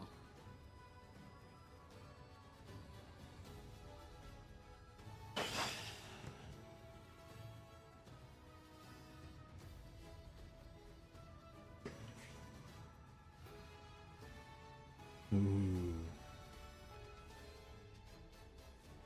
One ring.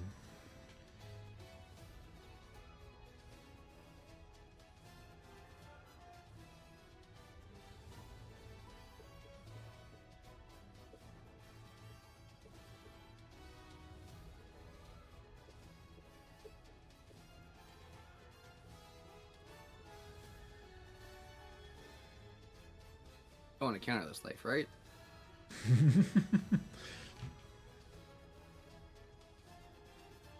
And off you can't refuse. Card.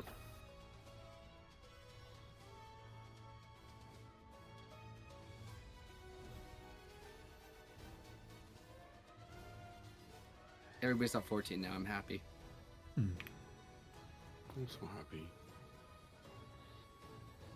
Toka and Razor couldn't reduce the cost of that one, so he gets to avoid the So how life about an costs. offer you can't refuse?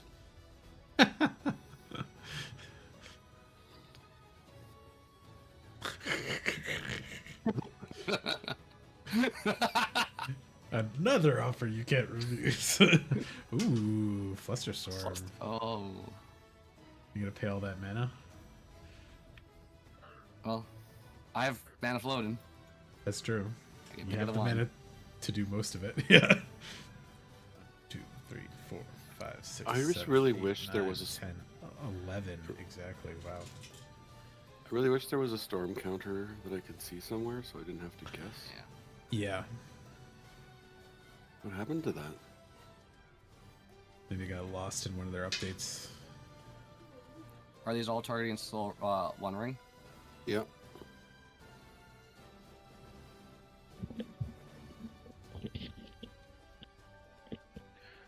So, shenanigans happening, huh? Yeah, yeah. A little. It is pretty funny though. You had exactly enough of that mana of the damned to pay for that if you want to. 5, 6, 7, 8, 9, 10. There are 11 Fluster Storms, yeah. Do we have another game after this or no? I Yeah, I can't. do. Sorry. No worries. Yeah, Rach is asking if I want to join her, so I think I'm gonna do that when we finish. Got I'm you. guessing I'm dead here. I don't think so. Or I within a- don't or- know. Like, I can get the run wing, take another recruiter juggle. I'm missing a Thassa's Oracle to win. I see. I will return. To try and thank you. So if I pay it out, my offer counters your offer. I get the one ring, get to draw a card. Yeah, I have to.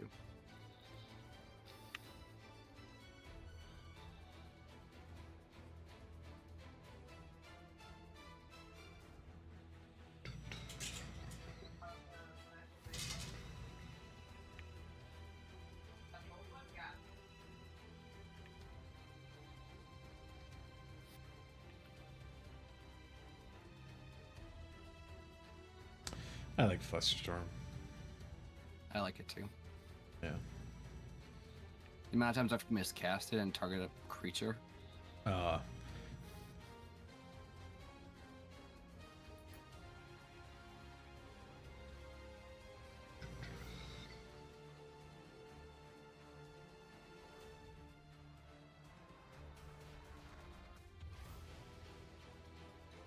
No!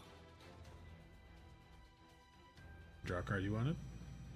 No, I had to lower somebody's life total. Ah. I can see how it's really affected you. Well, everybody was balanced at 14.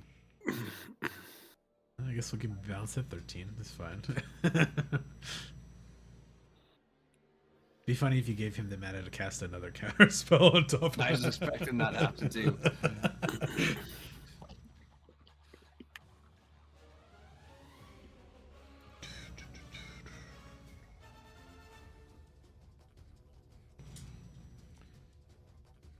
And that balances out your life loss from the One Ring, at least for this draw.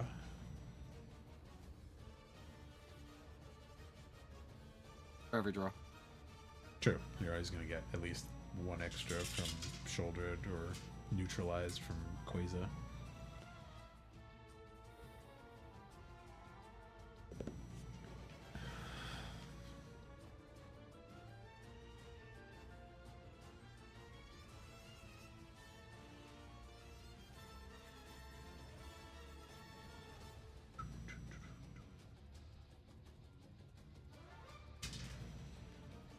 No. You want to swing at my Ojo Attack with me if you your wish. 3/4? What? Didn't want to swing at Ojo with the 3/4? What's combat? Yeah, I know. Let's see, do I draw the fun card? That totally makes things chaotic. I will put this first, so I get the Descent trigger first.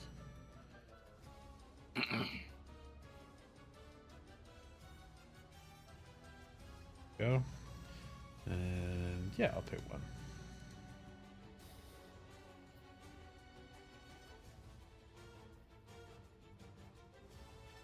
That is not what I wanted. Sad. But I will play it out.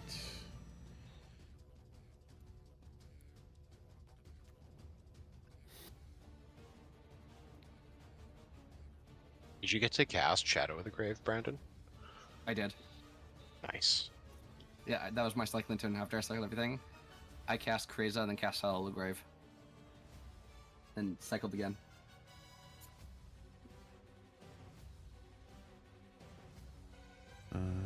Can somebody kill the Wataki or Wades?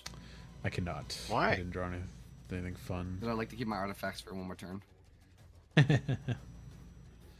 I mean, most of them pay for themselves. And you have mana. You'll be fine. You tap your lands like a big boy. I'm gonna almost kill myself this turn.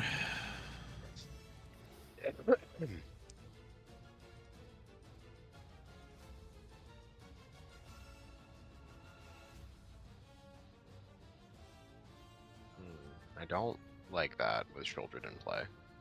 I know. But I'm hoping you guys hit removal. I hope you don't. Because I did not draw Stop removal. hitting one. No. I have the mana for it. Does See what anybody want a land? I know Brandon doesn't have one in the deck, so I'm going to target him with it. But I might We have all- one. I don't. I just couldn't target anything. Like if That's it's a true. if it's a basic, I don't have any. I don't think. yeah, it's a basic. Okay. I'm going to hit Feel the your ruin me. command tower. Yep. Bloop.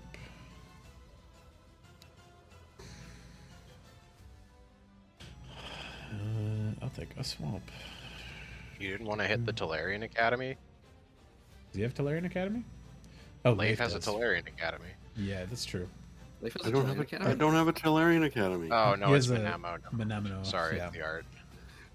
What It's a like Carry he on. has fake a Tolarian news! Academy. What a fake news guy there. I was more worried about Brandon than anybody else right now. We're all in that range of we could die at any time from draws alone, so Let's see what I got left in my deck here. Sorry, I was busy being offended. Well, I it's see all good. 4 lands in my deck. Nice. I thought with this way, at the very least, I could set you guys up to maybe find something to deal with Shouldred to keep me alive for one more turn. Because I Don't did deal not. Shieldred. Fingers crossed they can deal with Shouldred. I've had to discard 20 cards to hand size. I know, From it's dealing so, Shieldred. it's so funny.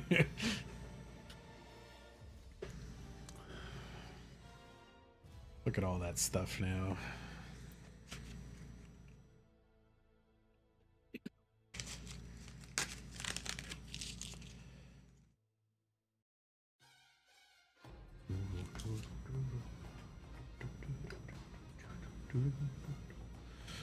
So how do I know? Okay, this one is referring to this one, so let's crack this. Black.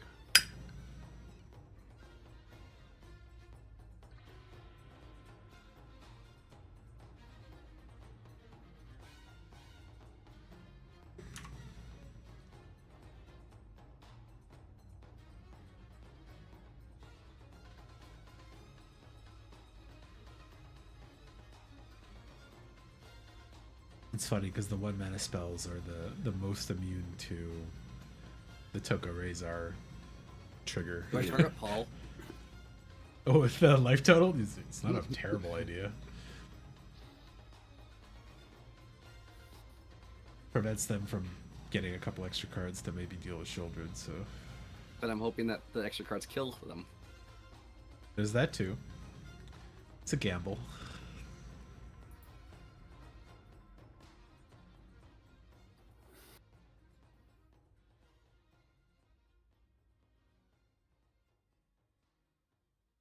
I always feel so powerless playing black-white. Yeah. You get a cool board, but like you really can't do much to interact, it feels like. You get removal, but you don't have a lot of Protection or interaction, yeah. Other than just Yeah. straight up killing things. exactly, which is not always the best option. If you get ahead early, it's pretty strong, but when you're having to balance everybody else's bullshit, it's not quite the best, yeah. Been What a do you lot do of, when like every spell you play is gonna kill you? take it on the chin? I guess so. I mean, the best thing you can do Kill is just everybody get first. like a swords or something cheap, right? And just pop Shouldred. He's in blue black. Pongify or one of the other black This spells was that does more- it. No, this one doesn't Or you could really just roll leave that way. Shieldred to kill everybody else. Well, it'll kill him too, right? So I'm putting the onus on everybody to to remove the children first. Sorry, I'm not sure. That's all good. Fatal push should What's do it too. good? What's If you got it. good? You just have to let a treasure token die to trigger it. No, I don't like. I don't play remove. Basically, don't play removal in this. Mm-hmm. Let's do that. Okay. This one is referring to which. How do I? Fuck, am I supposed to know? If you highlight them, it usually shows up, right? Yeah, but in this case, it's not. Is that the one you sacrificed first, then? That's right. So I think I'll pay no there. This one I will crack. No.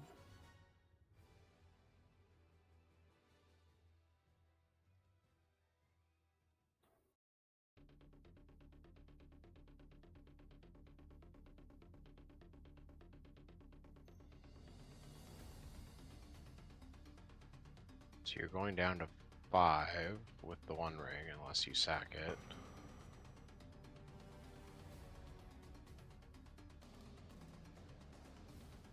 You can tap it first. Draw 2 more and almost kill him.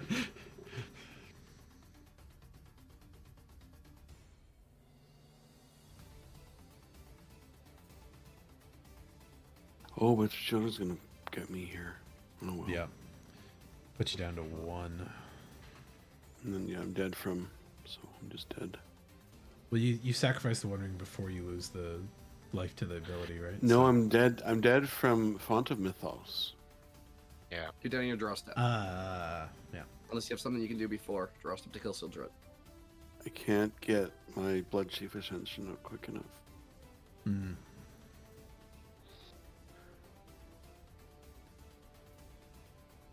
Chain of Vapor would be pretty good if you get it back somehow.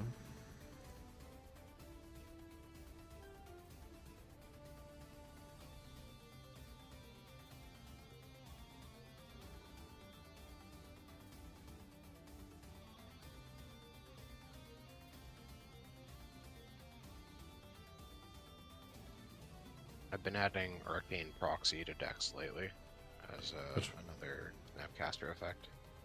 Arcane Proxy? Good game, good game.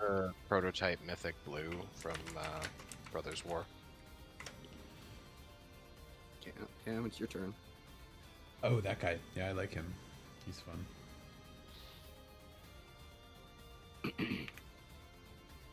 I've liked the Quistis from the FF set because she can target opponents' graveyards too.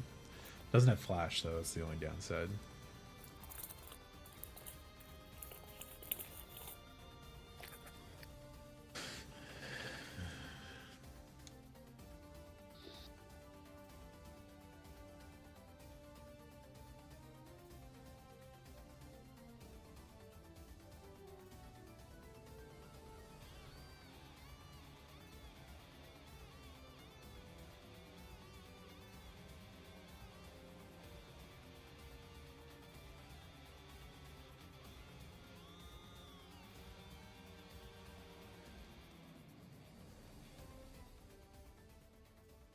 Ooh, nice.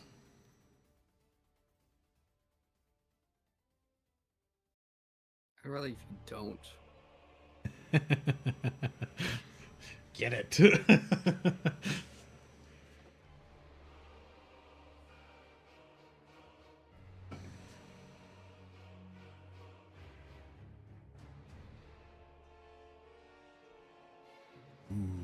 yeah, you got plenty of life to burn on this though. I don't take damage. Oh yeah, because you Ring. One Ringed yourself. Alright, well, I made my token effort to kill a thing. Yep. Good game. Sorry. Good game. Well, you're still at 2. Yeah, but we both die to Avernus on my turn. Yeah.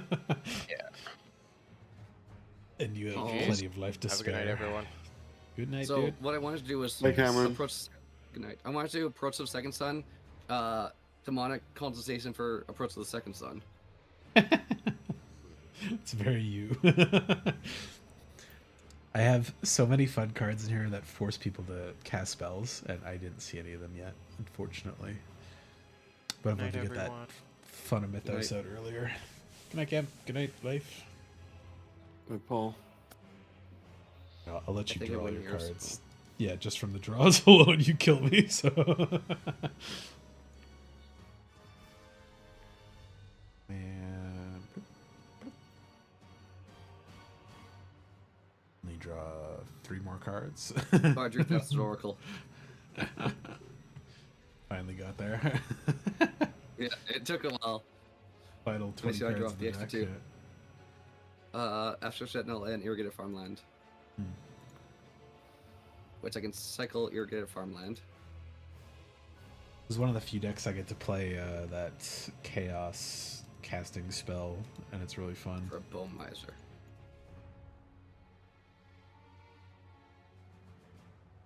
Yeah, that thing and shouldered together is a pain in the ass. Which thing? Your commander and shouldered. I would have drawn a Swamp and Duskmarn Claim, which is another Everybody Dark Confidant. And then, oh, there's Wild Evocation. That's the fun one. It was a random card from their hand. If it's a land card, play puts it on the battlefield. If it, otherwise, they play it without casting their mana cost. Oh, neat. Yeah, just for, and then I have the other one that whenever you So what cast a happens when I spell, hit something that targets, that has no valid target? I think you still cast it and then it just fizzles. But Okay. the important part is casting it without paying its mana cost. So it's Yeah. just forces a ping from Choka.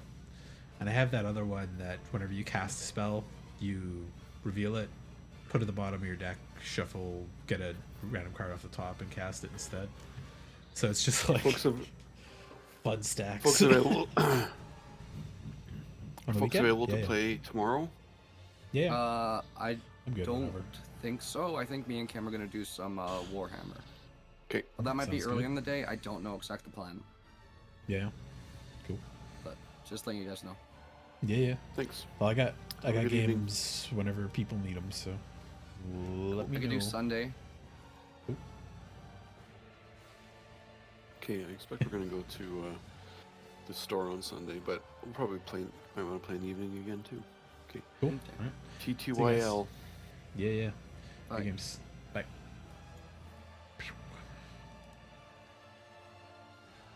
Like that GIF. You put the Toka Razor GIF from the movie. So I guess I'm good for now. I'll probably call it. 12 a.m. is a good time. And then I'll try to get up nice and early, do all my chores and cooking and laundry and stuff, clean out Cleo's litter box, and then I'll hop back on for tactics and see what I'm feeling like for the rest of the day. So for now, I will see you guys later. Stay safe, stay sane, stay healthy, and fuck Trump, fuck